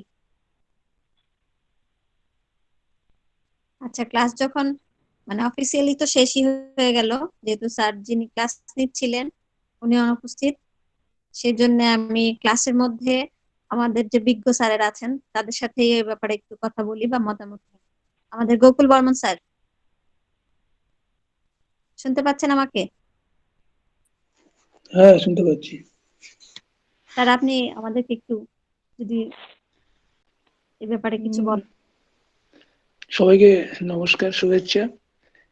না, যেটা মানিকলাল মন্ডল বললো সেটাকেও উনি শুনলেন, এবং আগামী দিনে যে কম্পারেটিভ স্টাডির জন্য যেমন বইতে থাকে একটা লক্ষণের অন্য কোন কোন ওষুধ আছে, তার সঙ্গে যদি এটাকে কম্পারেটিভ স্টাডি করা হয় তাদের মনে থাকে। বিশেষ করে এইগুলো আমরা পাই ন্যাশের লিডার্সে, খুব সুন্দর দেওয়া আছে, এবং আরো কিছু বই আছে যেখানে সুন্দরভাবে এগুলো দিলে মনে রাখার সুবিধা হয়। এটা এটা স্টাডি সাইড গেল।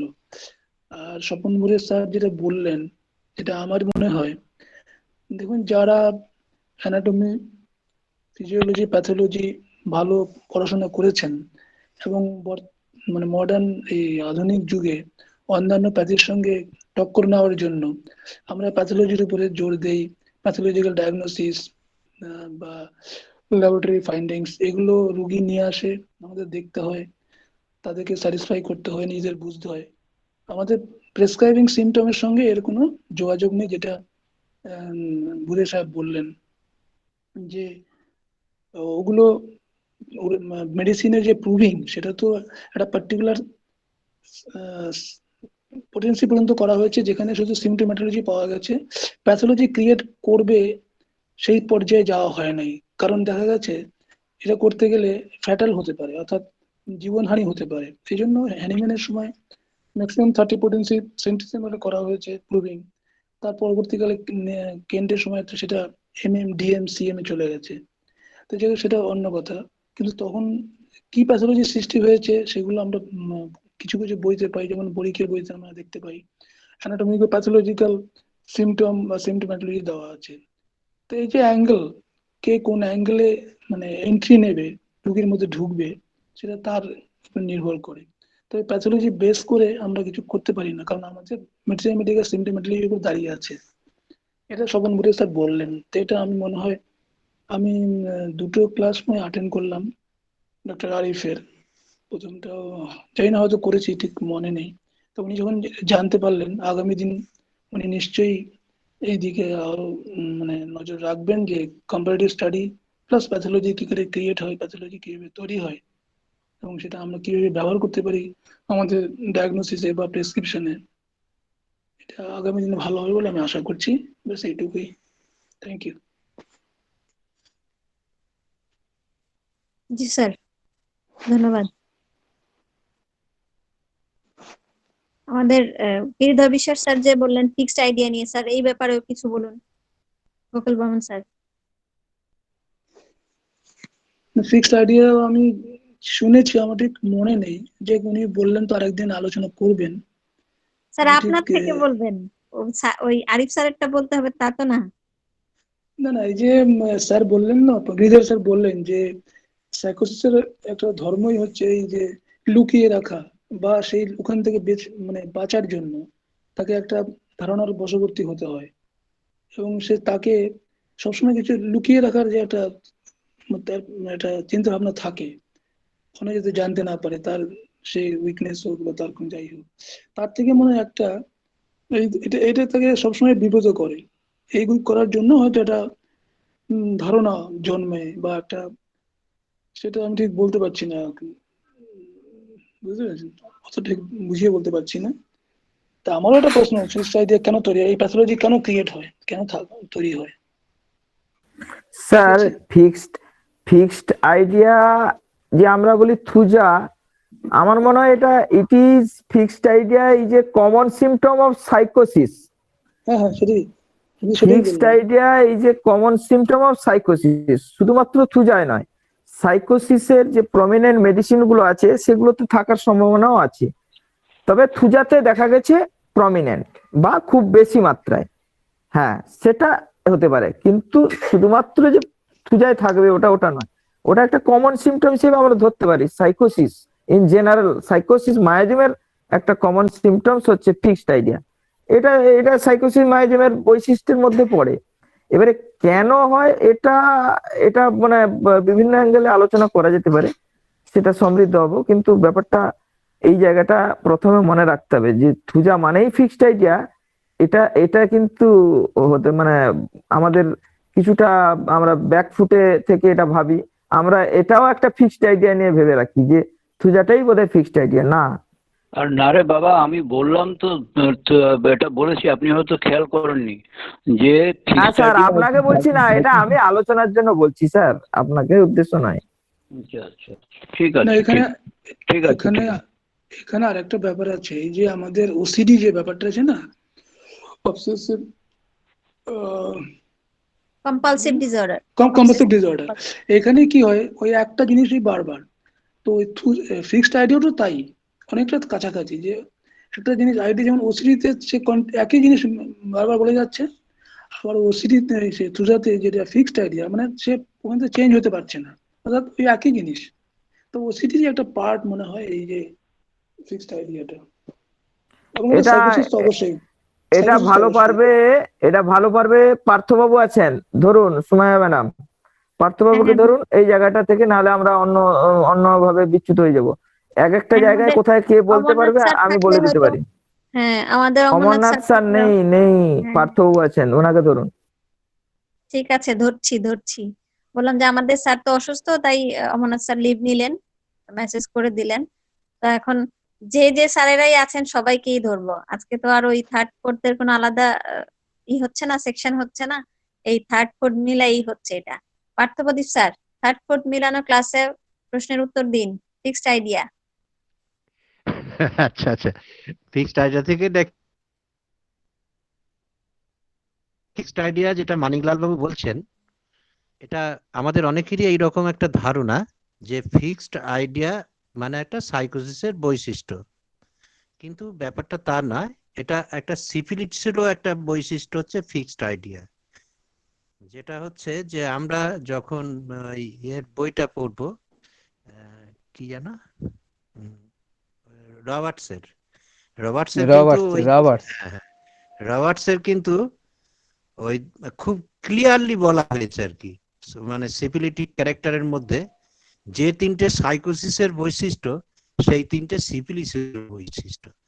এই সিফিলিস আর সাইকোসিসের এই বৈশিষ্ট্যটা কার কি রকম ফিক্সড আইডিয়া, এই জায়গাটা একটা বোঝার জায়গা আছে। যেমন আমরা জানি সাসপেসিয়াস, এই সিফিলিসেও আছে, সাইকোসিসেও আছে, সাসপেসিয়াস আছে, কেমন ফিক্সড আইডিয়াও আছে।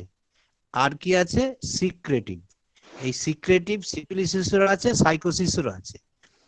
কিন্তু এখন যেহেতু আলোচনা বিষয়টা হচ্ছে ফিক্সড আইডিয়া, আচ্ছা আমরা কি পড়লাম না, আমরা যখন সরিনাম আলোচনা করলাম তখন সরিনামের একটা ফিক্সড আইডিয়া ওখানে আছে না? আবার যখন অরাম মেটালিকাম পড়লাম সেখানেও একটা ফিক্সড আইডিয়া আছে না?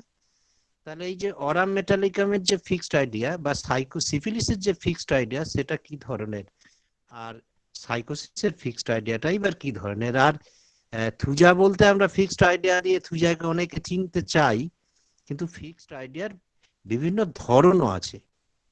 যেমন থুজার ফিক্সড আইডিয়াটা কি রকম, যেন তার পাটা কাঠের তৈরি বা কাঁচের তৈরি, হ্যাঁ, তার হাতটা এরকম, তার পেটের ভেতরে কিছু একটা রয়েছে, জীবন্ত কিছু একটা রয়েছে, এইটা যেন সেইখান থেকে সে বার হতে পারে না। গোকুল বর্মন স্যার যেটা বললেন যে ওটা যে ওসিডি বা আমাদের যে সিজোফ্রেনিক পেশেন্টের যেটা ফিক্সড আইডিয়া আমরা দেখি, বা আমরা একটা দেখলাম যে constant washing his hand, her hand, এরকম একটা, সেখানে কিন্তু আমরা কেন রেপার্টরিতে অনলি সিফিলিনামের ওষুধটা পাই। সিফিলিনাম কিন্তু একটা সিফিলিটিক বেসড ওষুধ। তো তাহলে সেই যে সবসময় সে হাত ধুচ্ছে, আমরা যখন দেখলাম যে ওই শেক্সপিয়ারের সেই যে মানে উপন্যাসে রাজাকে বাড়িতে ইনভাইট করে মারলো, তাকে গুপ্ত হত্যা করলো, স্যার ওটা কি ম্যাকবেথ ছিল? ম্যাকবেথ? একদম একদম একদম, সেখানে কিন্তু সেই যে তার রক্তটা ধুয়ে দিল, হ্যাঁ, সেই মনে হয় সেই রক্তটা তার হাত থেকে উঠছে না, সে বারবার ওয়াশ আউট করছে, বারবার ওয়াশ আউট করছে। আসলে তার মনের সেই পাপটা লেগে গেছে, সে যে রক্তটা তার হাতের মধ্যে রয়ে গেছে। তা এইখানে তো আমরা কিন্তু দেখি বা একটা মনোমেনিয়ার একটা কথা আমরা পাই। তা বিষয় হচ্ছে যে এই একটা যেমন এই আমি পূজার যে ফিক্সড আইডিয়াটা এইরকম, সে একটা অবজেক্ট দিয়ে কোনো একটা মেটেরিয়ালস দিয়ে সে কিন্তু এইটা বুঝছে, আমরা এরকম দেখি।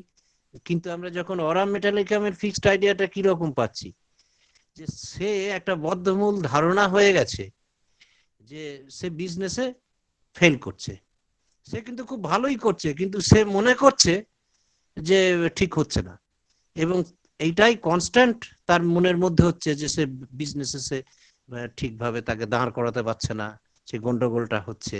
ঠিক এইরকম জিনিসটা আমরা অনেকটা সরিনামেও দেখলাম, যেন সে এমন কিছু করেছে তার মুক্তি নেই, সে মুক্তি পাবে না, এইটাই তার মনের মধ্যে গেঁথে রয়েছে। আমরা দেখুন আবার যে ল্যাকেসিস থুজাতে আবার আর একটা ফিক্সড আইডিয়া রয়েছে, যেন কন্ট্রোল বাই সুপার হিউম্যান, একটা কিছু তাকে কন্ট্রোল করছে, আমরা পাই। তো এটা ল্যাকেসিসেও রয়েছে, এটা থুজাতেও রয়েছে। আবার দেখুন, আবার ল্যাকেসিসের আর একটা ফিক্সড আইডিয়া কি, যে সেখানেতে যে দিন ঘন্টা সম্পর্কে সে কিন্তু ভুল করে ফেলে, সে বিকেলটাকে সকাল, সকালটাকে বিকেল, এইরকম একটা তার টাইমিং এর গন্ডগোল হয়ে যায়। এই ফিক্সড আইডিয়ার কয়েকটা এটা বিষয়। আর এই ব্যাপারটা একটু কি ধারণা দিতে পেরেছি? সিভিলিটিকে যে ফিক্সড আইডিয়া, যেটা আমার ধারণা হয়েছে, এটা কোনো একটা অবজেক্ট নিয়ে নয়, এটা ইমেটেরিয়াল। তার মানে কি, সেখানে কোনো কিছু নেই তার ধারণা, সে যে আমি ফেলিওর এইটা, কিন্তু এখানে একটা জিনিস দিয়ে, যে আমার পেটের ভেতরে একটা বাচ্চা নড়ছে, একটা পুরুষ মানুষ এরকম ভাবছে যে আমার পেটের ভেতরে বাচ্চা, তার পেটের ভেতরে তার বাচ্চাটা আসলো কোথা থেকে। এই জিনিসটা আবার দেখুন সালফারেতেও কিন্তু এই জিনিসটা রয়েছে, সামথিং মুভিং ইন অ্যাবডোমেন। একটু ফিক্সড আইডিয়া সম্পর্কে ধারণা তো যদি একটু সাউন্ড দেন কেউ। স্যার, ঠিক আছে, ঠিক। হ্যাঁ হ্যাঁ হ্যাঁ বলুন। বলছি যে প্রশ্নটা আমি তুলেছিলাম যে ফিক্সড আইডিয়া তো একটা প্যাথোলজি, তো প্যাথোলজিটা আসছে কি করে? আপনি যা বলেছেন সর্বোত্তম, মানে অদ্ভুত বলেছেন, কিন্তু আমার প্রশ্নটা ছিল আরিফ স্যারের কাছে যে ফিক্সড আইডিয়াটা একটা প্যাথোলজি, এই প্যাথোলজিটা আসছে কি করে, সেটা যদি উনি অ্যানাটমি, প্যাথোলজি বা সাইকোলজি যে কোনো ভাবে একটু ব্যাখ্যা করতে পারতেন, তাহলে পরে মানে আমরা সমৃদ্ধ হতাম, এটাই আমার প্রশ্ন ছিল। আর গোকুল স্যার, মানিক স্যার, আপনি যা বললেন অনবদ্য, সেটা সব ঠিক আছে, কিন্তু ওই জায়গাটা মানে একটু যদি কেউ ব্যাখ্যা করতে পারতেন যে মানে এটা কি করে। হ্যালো, ধন্যবাদ। হ্যাঁ, এই সফল হ্যালো বলবে কিছু? হ্যালো, একটু বলবো। বলো, তুমি তুমি বলো। যেটা তা বললে না, তুমি যেটা বললে যে অরাম আর ওই সরিনাম দুটোতে একটা একই লাইন দুটোতে আছে, he has synod away his day of grace.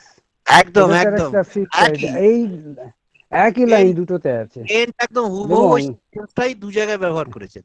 দু জায়গায় ব্যবহার করেছে। এবং আত্মগ্লানি, সে যেন সবার সঙ্গে ভুল করেছে, অন্যায় করেছে, এটা কিন্তু সবই অ্যাবস্ট্রাক্ট, নয় মেটেরিয়াল এগুলো।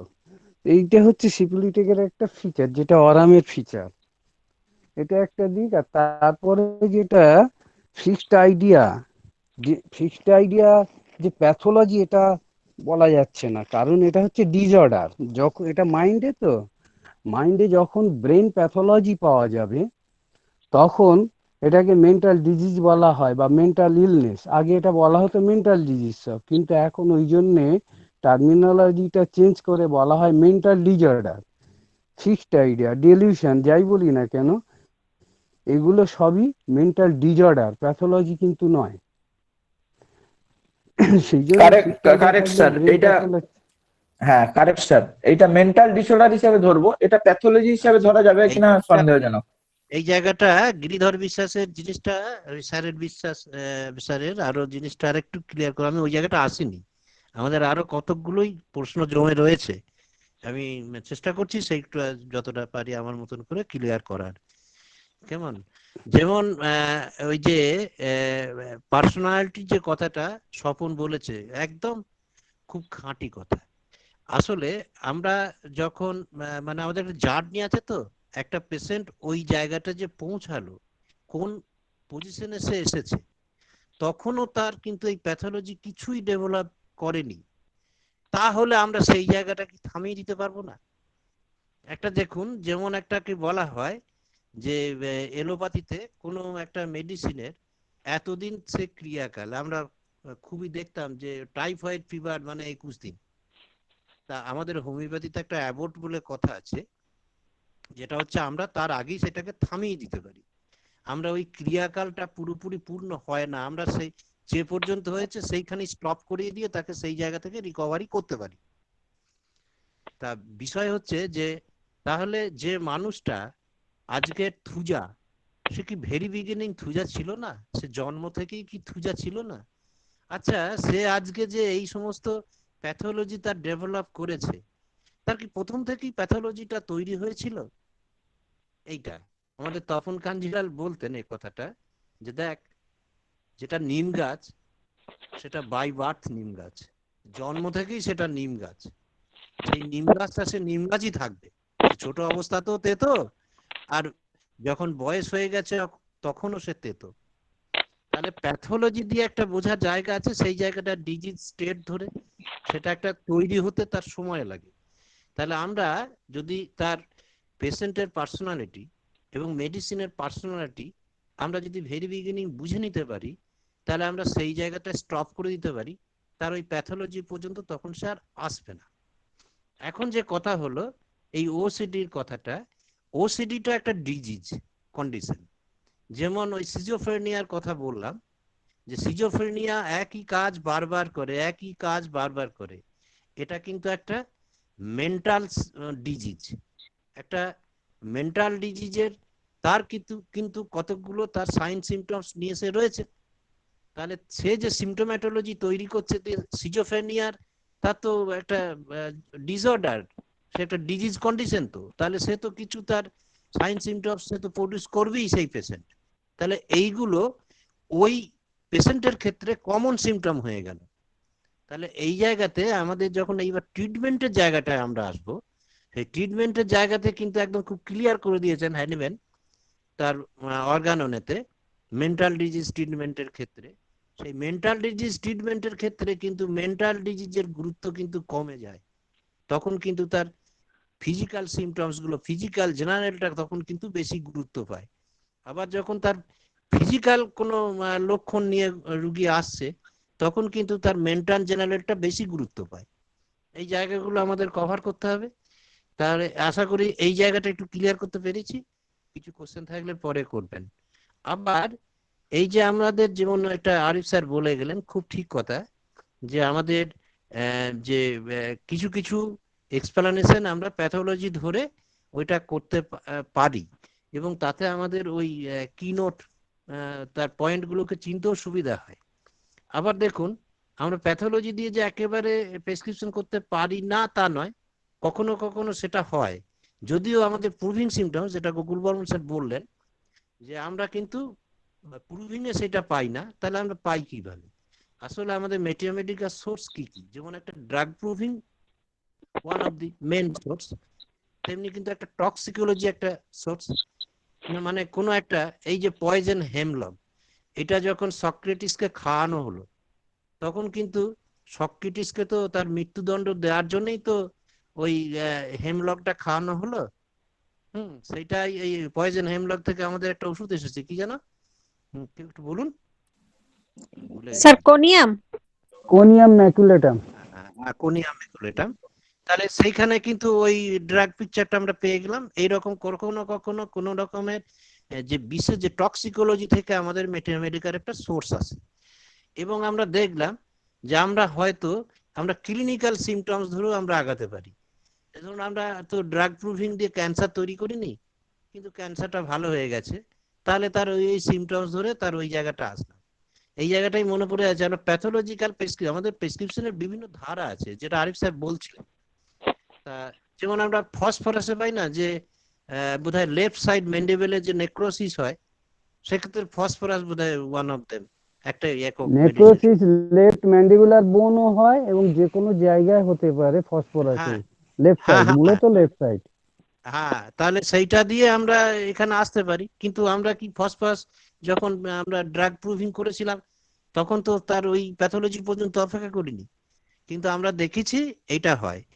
আর গিরিধর বিশ্বাস স্যারের তো ওই কথাটা আশা করি বোঝাতে পেরেছি, যে ওটা একটা মানসিক রোগের যে লক্ষণ, সেইটাকে যদি আমরা কোনো একটা ওষুধের চারিত্রিক লক্ষণ বলে মনে করি, সেই জায়গাটা ভুল হয়ে যাবে। সেই জায়গাটা, ওটা হচ্ছে কিন্তু মানসিক লক্ষণ ওটা, এবং সেই মানসিক লক্ষণের জন্য অনেক কিছু ওষুধ থাকতে পারে। আমরা ওই ধরে ওষুধ দিতে গেলে কিন্তু ভুল হয়ে যাবে। যে তাহলে আর যেখানেতে আমরা এই যে ফিক্সড আইডিয়ার যে কথাটা হলো, বিভিন্ন রকমের বিভিন্ন ওষুধে আমরা এগুলো, অ্যানাকার্ডিয়ামের একটা ফিক্সড আইডিয়া আছে, ল্যাকেসিসের আছে, এরকম অনেক ওষুধেতেই কিন্তু এরকম আছে। ওই যে স্বপন বললো না, ডিলিউশন চ্যাপ্টারের অধিকাংশই কিন্তু এই ফিক্সড আইডিয়ার এই বিষয়গুলো থাকে। যেমন আমার আত্মা দেহ থেকে আলাদা হয়ে গেছে, আমি যেন আলাদা পার্সন। হ্যাঁ, এরকম অনেক কিছুই তো আমরা দেখি এই ডিলিউশন চ্যাপ্টারে দেখা যায়, অনেক কিছুই, অনেক ওষুধ আছে সেখানে। সাইকোসিস, সিফিলিস সব রকমই আসতে পারে। কতটা ক্লিয়ার করতে পারলাম জানি না। হ্যাঁ, যদি কিছু কোশ্চেন থাকে এবং আমার পক্ষে সম্ভব হয়, আমি উত্তর দেওয়ার চেষ্টা করবো। ধন্যবাদ। হ্যালো আমি একটা হ্যালো হ্যালো হ্যালো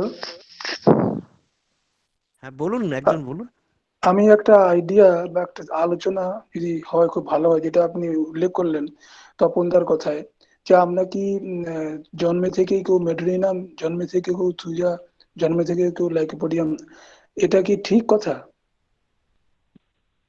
এটা নিয়ে একটা আলোচনা আমি চাই ভবিষ্যতে। হ্যালো, এটা আমি একটা কথা বলি, আমি পার্থদা, আমি একটা লাইন পড়ে দিই কেন্ট থেকে।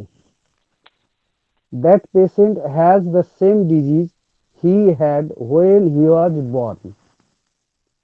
তো সেম ডিজিজ বলতে কি বলতে চেয়েছে? তাহলে সেম মেডিসিনাল পিকচার কি বলতে চেয়েছে, না সেই সেম মায়োজেনেটিক স্টেট বা সেম কনস্টিটিউশন বলেছে, যেটা জার্নি অফ দ্য পেশেন্ট, যেটা পার্থদা বললো? তো ডিজিজ এটা দিয়ে হবে না, না, এখানে ডিজিজ উনি আমার কথাটা বলতে দিন। ডিজিজ বলতে এখানে কেন্ট তো বলেছে ডিজিজ বলতে কোনো পার্টিকুলার ডিজিজ নয়, এখানে অ্যাকচুয়ালি ডিজিজ স্টেট বলতে চেয়েছেন উনি। আরো এক জায়গায় উনি বলেছেন যে কোনো ফ্যামিলি চিকিৎসা করতে গেলে দেখা যায় একটা ফ্যামিলির ক্ষেত্রে একই মেডিসিন অনেকের লাগছে বা তার কগনেট লাগছে, তার মানে ফাউন্ডেশন তো সেম। তো সেখান থেকে তার জার্নিটা শুরু হয়েছে, সেইটাই হয়তো বোঝাতে চেয়েছেন। আর তারপর আরেকটা কথা বলি, যেটা হলো, আমার কথা শোনা যাচ্ছে কি? হ্যালো, শোনা যাচ্ছে। হ্যাঁ স্যার, জি শুনতে পাচ্ছি, বলেন। শোনা যাচ্ছে। শোনা যাচ্ছে। আর একটা জিনিস যেটা ডেলিউশন, যেটা সিজোফ্রেনিয়া, যে ডেলিউশন বলা হয়েছে, ডেলিউশন কি শুধু ফিক্সড আইডিয়া নয়, হ্যালুসিনেশন আছে তার মধ্যে, ইলুশন আছে, তারপরে সে মুখে একটা স্বাদ পাচ্ছে যেটা, তারপরে তার স্মেল অ্যাবনর্মাল, কোনো কিছু নেই, সে গন্ধ পাচ্ছে। এইগুলো সবই কিন্তু সিজোফ্রেনিক পেশেন্টের মধ্যে দেখা যায়। এবং আমাদের হোমিওপ্যাথি সাহিত্যে ডিলিউশনের মধ্যে হ্যালুসিনেশন, ইলিউশন সব ঢুকিয়ে দেওয়া হয়েছে। এবং এই কেন্ট ডিলিউশন ব্যাপার এবং আলাদা হ্যাঁ করে করা হয় নাই, সব ডিলিউশনের আন্ডারে না ঢুকিয়ে সেটা দেওয়া। তার ব্যাখ্যাটা দেওয়া আছে, সেটা স্ট্র্যামোনিয়াম চ্যাপ্টারে এবং অ্যানাকার্ডিয়াম চ্যাপ্টারে খুব সুন্দর ব্যাখ্যা দেওয়া আছে কেন উনি ঢুকিয়েছেন। এবং সেখানে বলছে যে যেমন তার কাঁধে যেন দৈত্য বসে আছে, সে ভাবছে এটা ঠিক না, এই পর্যন্ত কিন্তু সে ডিলিশন লেভেলে যায়নি। তো তারপরে যখন সে ওটাকে সরিয়ে দিতে যাচ্ছে হাত দিয়ে, তখন কিন্তু ডিলিউশন লেভেলে চলে গেল। ডিলিউশন একটা ফার্ম বিলিফ, তার সেখান থেকে টলানো যায় না। এইটা হচ্ছে যেটা সিজোফ্রেনিক পেশেন্টের বৈশিষ্ট্য। সিজোফ্রেনিয়া শব্দের অর্থ হচ্ছে স্কিজো মানে পার্সোনালিটি, ফ্রেনিক মানে ভেঙে যাওয়া, তার মানে তার পার্সোনালিটি যেন টুকরো টুকরো হয়ে গেছে।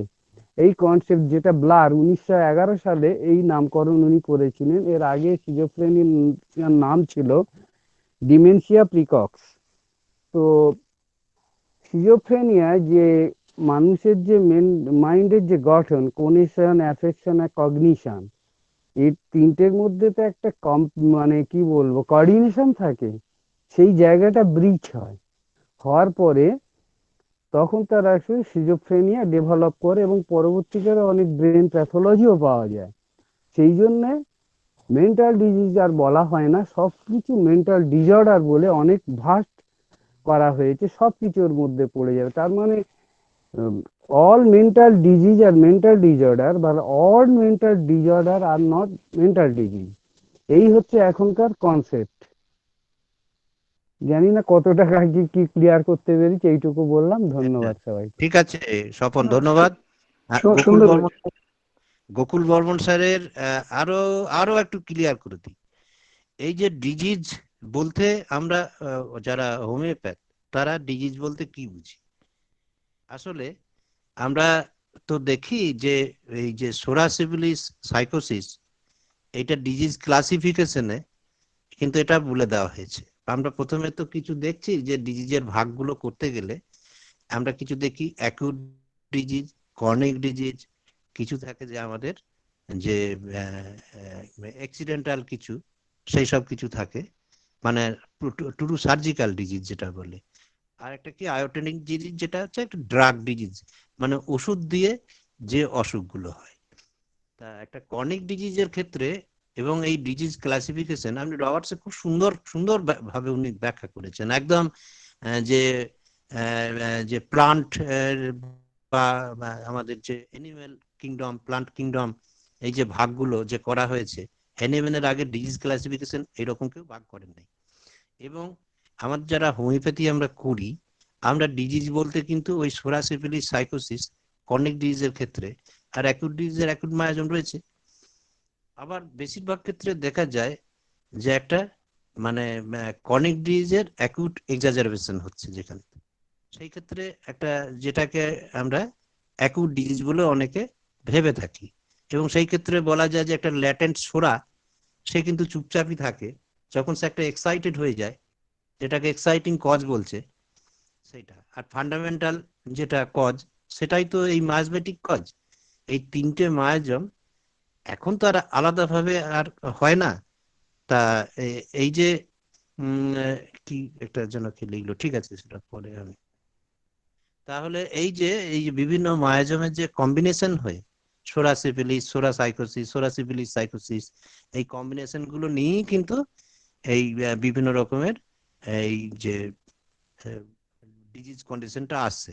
তাহলে এই যে বাই বার্থ, এখন আমরা তো দেখি যে এই ডিজিজটা আমরা কি কিভাবে পাই। আমরা তো দেখি যে একটা হচ্ছে কনজেনিটাল আর একটা হচ্ছে অ্যাকোয়ার্ড। এখন কনজেনিটাল টু বাই বার্থ, আমরা তো সেইটা তো নিয়েই আসছি আধুনিক ভাষায়, মানে বিজ্ঞানের কি বলবো, চিকিৎসা বিজ্ঞানের ভাষায় যে সকল জেনেটিক ডিসঅর্ডার নিয়ে আসছি। তা সেই ক্ষেত্রে সেই গন্ডগোলটা করলো কে? সে তো করলো তার সেই মায়াজমটা, ক্রনিক মায়াজম বা ফান্ডামেন্টাল মায়াজম তো সেই গন্ডগোলটা করে রেখেছে।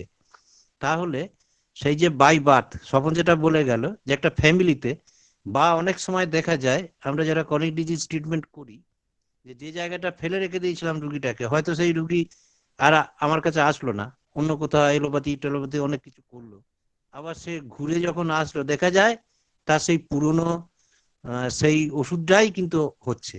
আবার কখনো কখনো একটা ফ্যামিলিতে সেম মেডিসিনই আসে অনেক ক্ষেত্রে, এবং দেখা যায় যে একটা সাকসেসফুলও হয়। আমরা যখন দেখি যে একটা ফ্যামিলির অনেকের তো চিকিৎসা হয়, তার মধ্যে হয়তো একজন কেউ বাদ ছিল, যখন আসে দেখা যায় না টানটা ওই দিকেই রয়েছে। কাজে এই যে যে নিম গাছের উদাহরণটা বললাম, গোকুল বর্মন স্যার, আপনার যদি কিছু বুঝতে অসুবিধা হয় আপনি বলবেন। তা এই জন্য এটা তো থাকবে, সেই মায়াজমটাকে আপনি তাড়াবেন কি করে? আর এই কনিক মায়াজমটা তো আমরা ওই যতই প্রাণায়াম করি আর এক্সারসাইজ করি আর যাই করি, তাতে কিন্তু যাবে না। সেটা কি থাকবে, সেটা চুপচাপ বসে থাকবে, সে তার সুযোগের অপেক্ষায় থাকবে। যখনই আমাদের ভাইটালিটিটা লো হয়ে যাবে, তখনই সে কিন্তু মাথাচাড়া দিয়ে আবার উঠবে।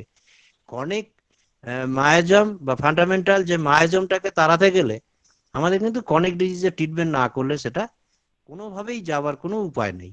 কনিক ডিজিজের এইটাই হলো সব থেকে বড় বিষয়। ঠিক আছে?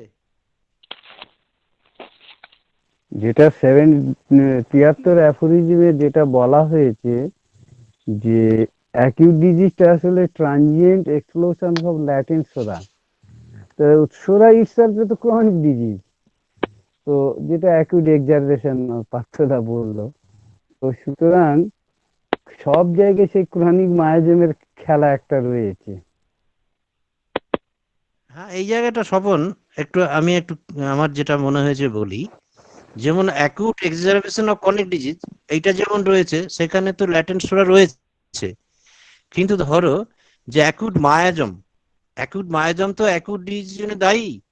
সেই ক্ষেত্রে যেমন ধরো এই যে আমাদের চিকেন পক্স বা স্মল পক্স, বা ধরো এই যে মিজিলস, হ্যাঁ, বা ধরো ওই যে কি বলে ওই প্যারোটাইটিস, মামস, এইগুলো এই যে অ্যাকিউট মায়াজম এইগুলোর জন্য কিন্তু সরাসরি দায়ী হয়ে যাচ্ছে। সেই ক্ষেত্রে তার কি ওই যে ল্যাটেন্ট সোরাটাকে এখানে থাকে কি থাকে না? হ্যাঁ, এখন আমি এখন যেটা যেটা অবস্থা, বলছি এটা 73 অ্যাফোরিজমের একটা লাইন বলেছি। হ্যাঁ 73 হ্যাঁ স্বপন, অ্যাফোরিজম। হ্যাঁ আমি আমি এটা উস্কে দিচ্ছি। ধরো যদি আমরা ধরে নিই, ধরো আমরা ধরে নিচ্ছি যে এইটা হচ্ছে পুরোপুরি হেলদি, যে কোনো মায়াজম ফ্রি একজন মানুষ, হ্যাঁ, কিন্তু সে তার যদি এই যে এই ইনফেকশাস ডিজিজ যেটা তোমাকে বললাম, যে টিপিক্যাল ওই তোমার স্মল পক্স বা চিকেন পক্স বা মিজিলস বা রুবেলা, কেমন এই যে এইগুলোই তো, বা এই অসুখগুলোই তো তোমার অ্যাকুট মায়াজমের জন্য দায়ী হচ্ছে, এবং হুপিং কাশি। তাহলে এইবার আমরা দেখা যায় যে আমাদের অবস্টাকেল টু কিওরের মধ্যে যদি আমরা পাস্ট হিস্ট্রিতে এই ধরনের কোনো একটা অসুখে ভুগে থাকে, তাহলে সেই ক্ষেত্রে আমাদের যেন সবসময় একটা সাড়া দিচ্ছে না, কিন্তু আমরা যখন ওই ধরে ওইটা ধরে যা তার পাস্ট হিস্ট্রির ওইটা ধরে যখন আমরা ওষুধ দিচ্ছি, তখন কিন্তু স্যার তার ব্লকেজটা ক্লিয়ার হচ্ছে। অনেক সময় যেমন ধরো ডগ বাইট হিস্ট্রি থাকে, এই জায়গাটা আমি বলছি। এটা একটা স্টিগমা রেখে যায়। সেই স্টিগমাটাকে যেটা অবস্টাকেল টু কিওর করে বা অবস্টাকেল টু রিকভারি, তখন এটা দিতে হয়। তো সুতরাং তার যদি সাসেপ্টিবিলিটি না থাকলো বা যদি তার ডিরেঞ্জমেন্ট কিছুই না থাকলো, অ্যাসিড মায়াজম সবসময় কি এফেক্ট করতে পারে। আর সোরা মায়াজম ফ্রি মানুষ তো ভাবাই যায় না আজকের দিনে। না, আজকের দিনে ভাবাই যাবে না, কিন্তু ওই যে আমি যেটা বললাম যে অ্যাকুট আর তোমার মায়াজমটা কথা তাহলে আমি বুঝতে পেরেছি। অ্যাকুট ডিজিজের জন্য দায়ী কি? আনকন্ডিশনালি কি এফেক্ট করতে পারে, যেটা তোমার সম্ভবত 31 না 32 অ্যাফোরিজমে যেটা বলা হয়েছে যে অর্গাননে, যে আনকন্ডিশনালি তো এফেক্ট করতে পারে না। এবং যেটা আরেকটা পরে অ্যাফোরিজমে বলা হচ্ছে যে ইনিমিক্যাল ফোর্সেস পার্টলি সাইকিক্যাল পার্টলি ফিজিক্যাল। তাহলে টোটালি কি সাইকোফিজিক্যাল হ্যাঁ বা হ্যাঁ হ্যাঁ, সাইকোসোমাটিক, যেটা এই আজকের জায়গাটা দিনে সাইকোসোমাটিক ডিসঅর্ডারের কথা বলা হচ্ছে। সম্ভবত এটা 31-এর অ্যাপোজিমে বা 32-এর অ্যাপোজিমে আছে, তাহলে যেখানে বলা হচ্ছে যে the inimical forces partly psychical partly physical to which our terrestrial existence is exposed. তো তার মানে আজকের দিনে যেটাকে খুব সাইকোসোমাটিক ডিজর্ডার বলা হচ্ছে, সেই কথাটা কিন্তু হানেমান ওই সময়ও বলে গেছেন। আরো একদম, বলা এবং হচ্ছে যেটা, এই জার্ম থিওরিটাকেও কিন্তু এস্টাবলিশ করে গেলেন উনি। এই হ্যাঁ, এখনকার যে জার্ম থিওরিটা সেটাকেও যেটা মাইক্রোবায়োলজি, মাইক্রোবস, এইটাই মাইক্রো এক্স্যাক্টলি, অর্গানিজম। তো এক্স্যাক্টলি যেটা এইটাই আমি বলছি। আরেকটা কথা বলি, একদম বইটা আমার কাছে এই মুহূর্তে নেই, চেম্বারে আছে, যেটা আমি তো কথা বলছি বই ছাড়াই। হ্যাঁ বলো। জেমস কোলম্যান তার সাইকোসোমাটিক ডিসঅর্ডার চ্যাপ্টারে বলছেন যে একটা মানুষের লাংস আক্রান্ত হয়েছে, তার স্টমাক আক্রান্ত হয়েছে, এইরকম ভাবে যে ভাবা হয়, সে ভাবার দিন শেষ। কারণ একবার আরো অনেক কিছু বলেছে, লাস্ট যে লাইনটা বলেছে সেটা হচ্ছে যে man is a psychobiological unit. একদম যেন কেন্টের এই 11:31 অ্যাফোরিজমের প্রতিধ্বনি। Psychobiological unit continuously interacting with his environment. একদম তার এনভায়রনমেন্টের মধ্যে তার কন্টিনিউয়াস একটা ইন্টারাকশন হচ্ছে, যেটা ফিফথ অ্যাফোরিজমে যেটা বলা হচ্ছে, যে জিনিসগুলো জানতে, সেটা কি তার এনভায়রনমেন্টালের সঙ্গে তার মানে পেশেন্টের ইন্টারাকশনের হিস্ট্রিটা কি আমি নিচ্ছি না? তাহলে আজকের যে জিনিসটা ওরা রিভিল করেছে, হানেমান কিন্তু অনেক আগে তার অর্গাননে উল্লেখ করে গেছে। এনভায়রনমেন্ট বলতে কি, তার সোসাইটি, তার সোশ্যাল কন্ডিশনিং, তার ফ্যামিলি কন্ডিশনিং, তার political conditioning, everything, interpersonal relation, তার কর্মস্থলে তার কি রিলেশন। তো ফলে এইগুলো সব জানতে বলা হচ্ছে, একটা কেস টেকিং এর সময় এগুলো জানতে হবে, এবং ওই একই কথা প্রতিধ্বনি দিয়ে 208 অ্যাফোরিজমে আবার রিপিট করছেন হানেমান। তাহলে কতটা দরকারি এগুলো।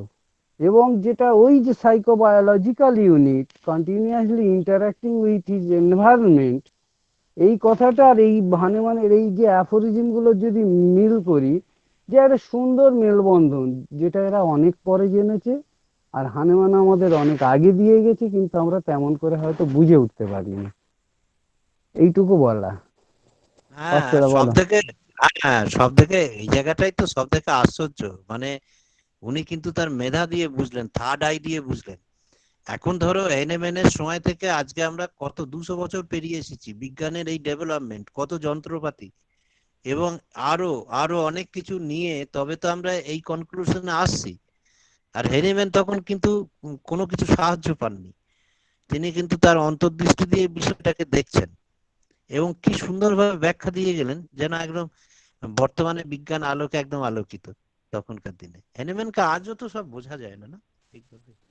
আরো একটা কথা, যেটা ওই সময় ঠিক ওই ফরাসি যে বিপ্লব যেটা হয়েছিল সেকেন্ড ফেজের শেষের দিকে, ঠিক যে সময়টা ক্লোকেনব্রিং এর চিকিৎসা করেছেন হানিম্যান, ঠিক সেই সময় ফিলিপি পিনেল কি করলেন, আসলে ওই সময় তো মানসিক রোগীদের প্রতি যে আমাদের সমাজ চেতনা, সেটা খুব ন্যাক্কারজনক, এবং তাকে ডাইনি ভর করেছে, মানে উইচক্রাফট থিওরি। ওয়েলস তখন হচ্ছে একজন চার্চের প্রধান, তিনি বলেছেন যে উইচক্রাফটকে যদি অস্বীকার করি, তাহলে আমাদের বাইবেলকে অস্বীকার করতে হয়। এইরকম একটা সোশ্যাল কন্ডিশনিং এর মধ্যে তখন হানেমানের আবির্ভাব। এবং পিনেল করলেন কি, যে এদের উপর টর্চার করা চলবে না, এদের প্রতি মানবিক ব্যবহার করতে হবে এবং পুষ্টিকর আহার পরিবেশন করতে হবে, তাহলে তারা সুস্থ হবে। এবং সেটাও করলেন। সেই সময় একটা ভায়োলেন্স রোগী ভর্তি ছিল, যে কিনা যখন তাকে শৃঙ্খল মোচন করা হলো, ছেড়ে দেয়া হলো, তার সেল পরিষ্কার করা হচ্ছে সবাই, তো ও তখন বাইরে আকাশের দিকে তাকিয়ে শুধু একবার বলেছিল, হাউ বিউটিফুল। তো এই এক্সপ্রেশন বলে দেয় যে মানসিক রোগীর প্রতি মানবিক ব্যবহার কতটা ফলপ্রসূ। তো পিনেল বিখ্যাত হলেন, কিন্তু ক্লোকেনবিং এর চিকিৎসা করতে হানুমান 15 দিন তাকে কাছ থেকে অবজারভেশন করলেন, এবং হানুমান তার প্রতি কতটা মানবিক ব্যবহার করেছিলেন বলে সে অশ্রুসিক্ত নয়নে হানুমানকে দৃষ্টি আকর্ষণ করেছেন যে তার প্রতি কতটা ফিজিক্যাল টর্চার করা হয়েছে, মেন্টাল টর্চার করা হয়েছে, এবং হানুমানের চিকিৎসায় তিনি সুস্থ হয়ে উঠলেন। কিন্তু হানুমান বিখ্যাত হতে পারলেন না তেমন করে। হ্যাঁ, ওই মানে আমি দেখেছি বাসুদেব ব্যানার্জির একটা বই আছে, সাইকোলজির ওপরে একটা ডিকশনারি, তাতে ওনার একটা শুধু হানুমানের নামটুকু আছে। তো হানুমান তাহলে আমি তো বলবো তিনি ভালো সাইকোথেরাপিস্ট, আজকের দিনে যাদের বলা হয় সাইকোথেরাপিস্ট, সাইকো অ্যানালাইজার, অনেক বড় বড় কথা বলা হয়, বা কাউন্সিলার। তো হানুমান তো সবগুলো গুণের অধিকারী ছিলেন। তিনি ওইখানে একটা ফুটনোটে বলছেন যে যে বালিকা তার বন্ধুকে হারিয়ে শোকে মুহ্যমান, তাকে নিয়ে যাওয়া হোক এমন একটা পরিবারে যেখানে তাদের একমাত্র অবলম্বন পিতাকে হারিয়েছে ছোট্ট ছোট্ট উলঙ্গ শিশুরা, তাতে করে সে এইটা আরো গভীরতর দুঃখ দেখে তার এই দুঃখ কিন্তু দূর হবে, যেটা কিনা ওই 26 অ্যাপোরিজিমের উইকার ডায়নামিক অ্যাফেকশন যে কথাগুলো বলা হয়েছে, একদম সেইটার ব্যাখ্যা ওখানে উনি দিলেন। তো এত সুন্দর বিশ্লেষণ কোথায় পাবে? এবং সেখানে বলছে ওর উপরে বকাঝকা করা এটা প্যালিয়েশন এবং সাপ্রেশনের মতো ভয়ঙ্কর কিছু হবে। তো অনেকে বলে যে ইমোশনাল সাপ্রেশন নাকি হানুমান বলেননি, এটা কি সাপ্রেশনের কথা ওখানে বলেছেন। তো হানুমান কি বলেননি সেটা সত্যি বলা মুশকিল। আসলে হানুমানকে সত্যি খুব ভালো করে জানতে গেলে, বুঝতে গেলে তার অর্গানন পড়বো, ক্রনিক ডিজিজেস পড়বো, তার লেসার রাইটিং পড়বো না তা হয় না। হানুমানের প্রত্যেকটা লেখালেখি আমাদেরকে অত্যন্ত আন্তরিকভাবে পড়তে হবে এবং উপলব্ধি করতে হবে তখনকার সোশ্যাল কন্ডিশনিং, তখনকার সোসাইটি, তখনকার মেডিকেল সায়েন্স কোন লেভেলে ছিল এবং তার চিন্তা ভাবনা কোন স্তরে ছিল।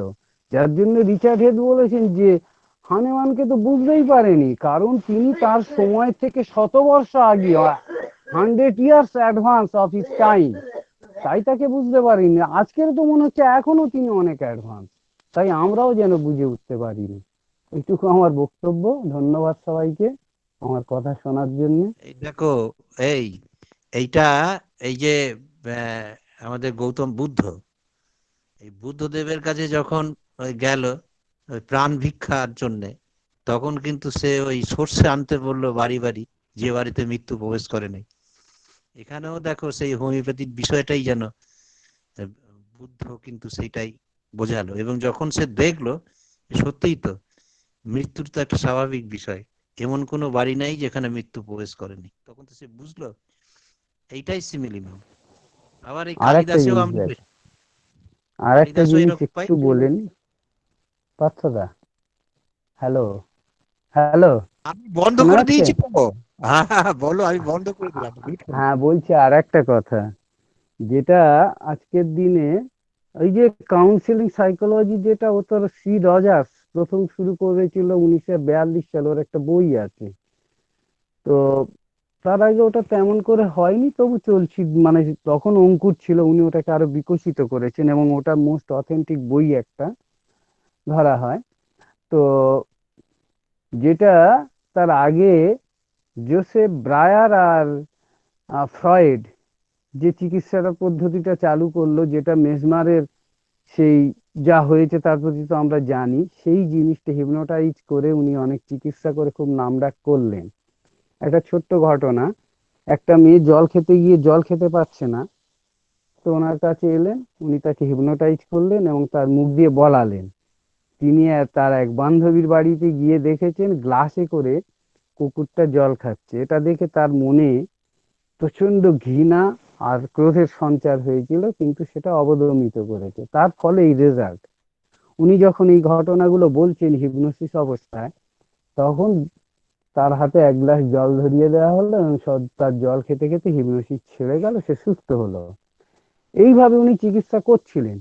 পরবর্তীকালে বললেন না, পেশেন্টের সঙ্গে একটা খোলামেলা আলোচনা করলে তার অবচেতন মনে অবদমিত যে জিনিসগুলো আছে সেগুলো চেতন মনে উঠে আসবে এবং সে সুস্থ হবে। এবং সেভাবেও উনি করেছেন এবং সেটাকে বলা হয়েছে ফ্রি অ্যাসোসিয়েশন মেথড, যেটা ফ্রয়েড করেছেন।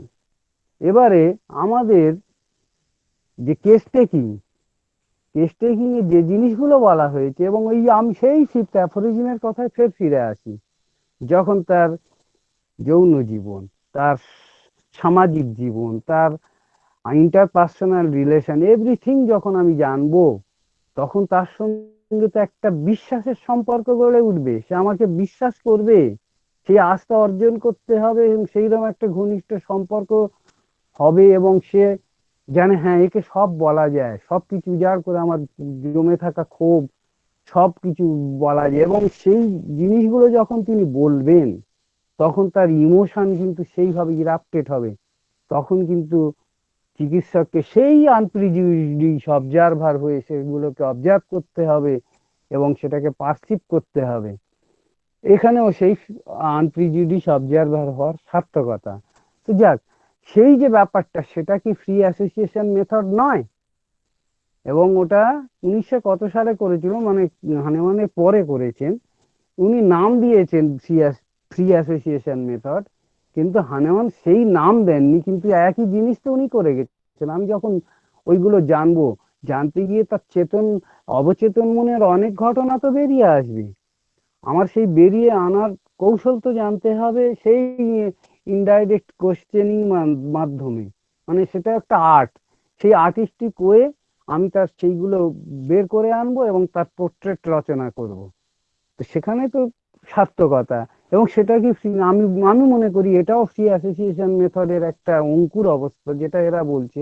কিন্তু আমি অঙ্কুর বলাটাও বোধহয় যেন কম করে বলা হয়, এবং হানেমান অনেক অ্যাডভান্স ছিলেন সেই অর্থে। এটা আমার উপলব্ধি, আমি সেটাকে বললাম। ধন্যবাদ সবাইকে।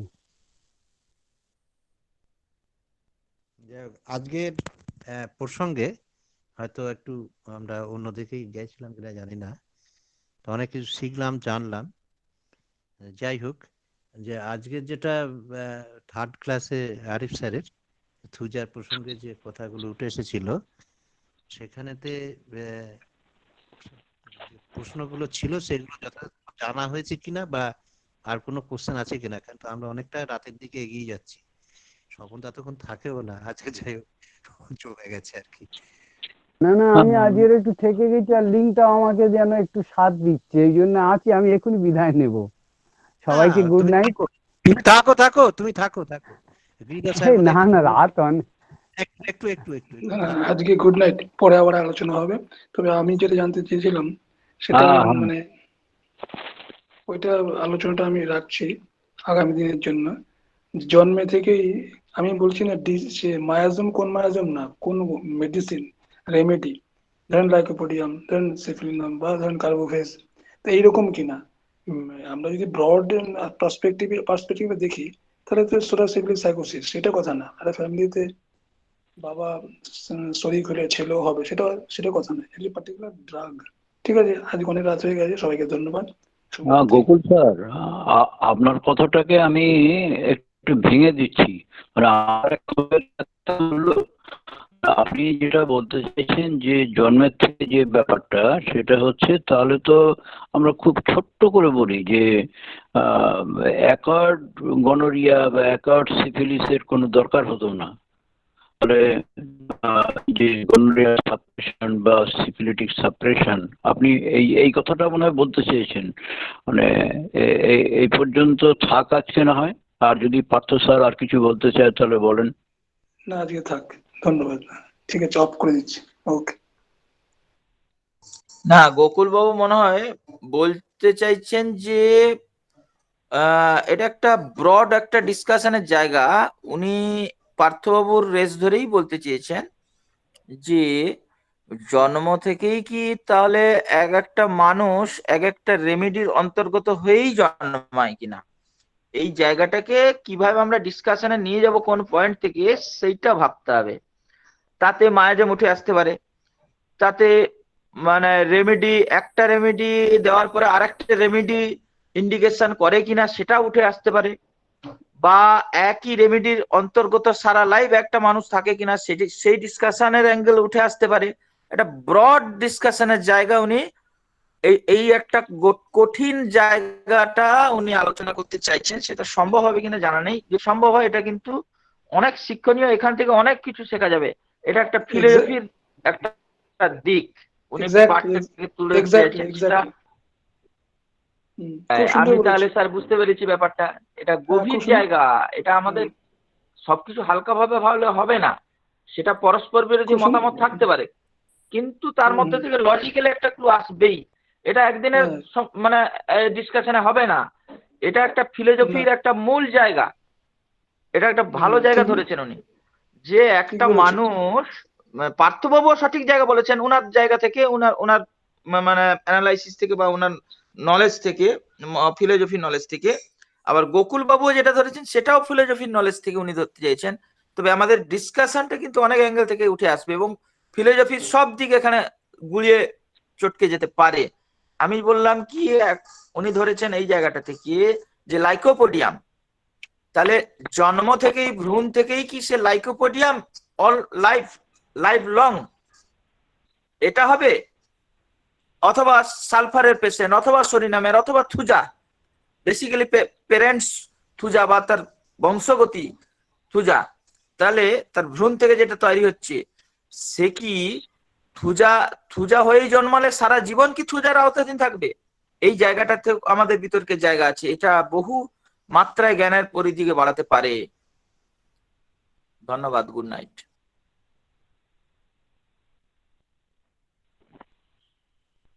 সকল স্যারকেই অনেক অনেক ধন্যবাদ। গোকুল স্যার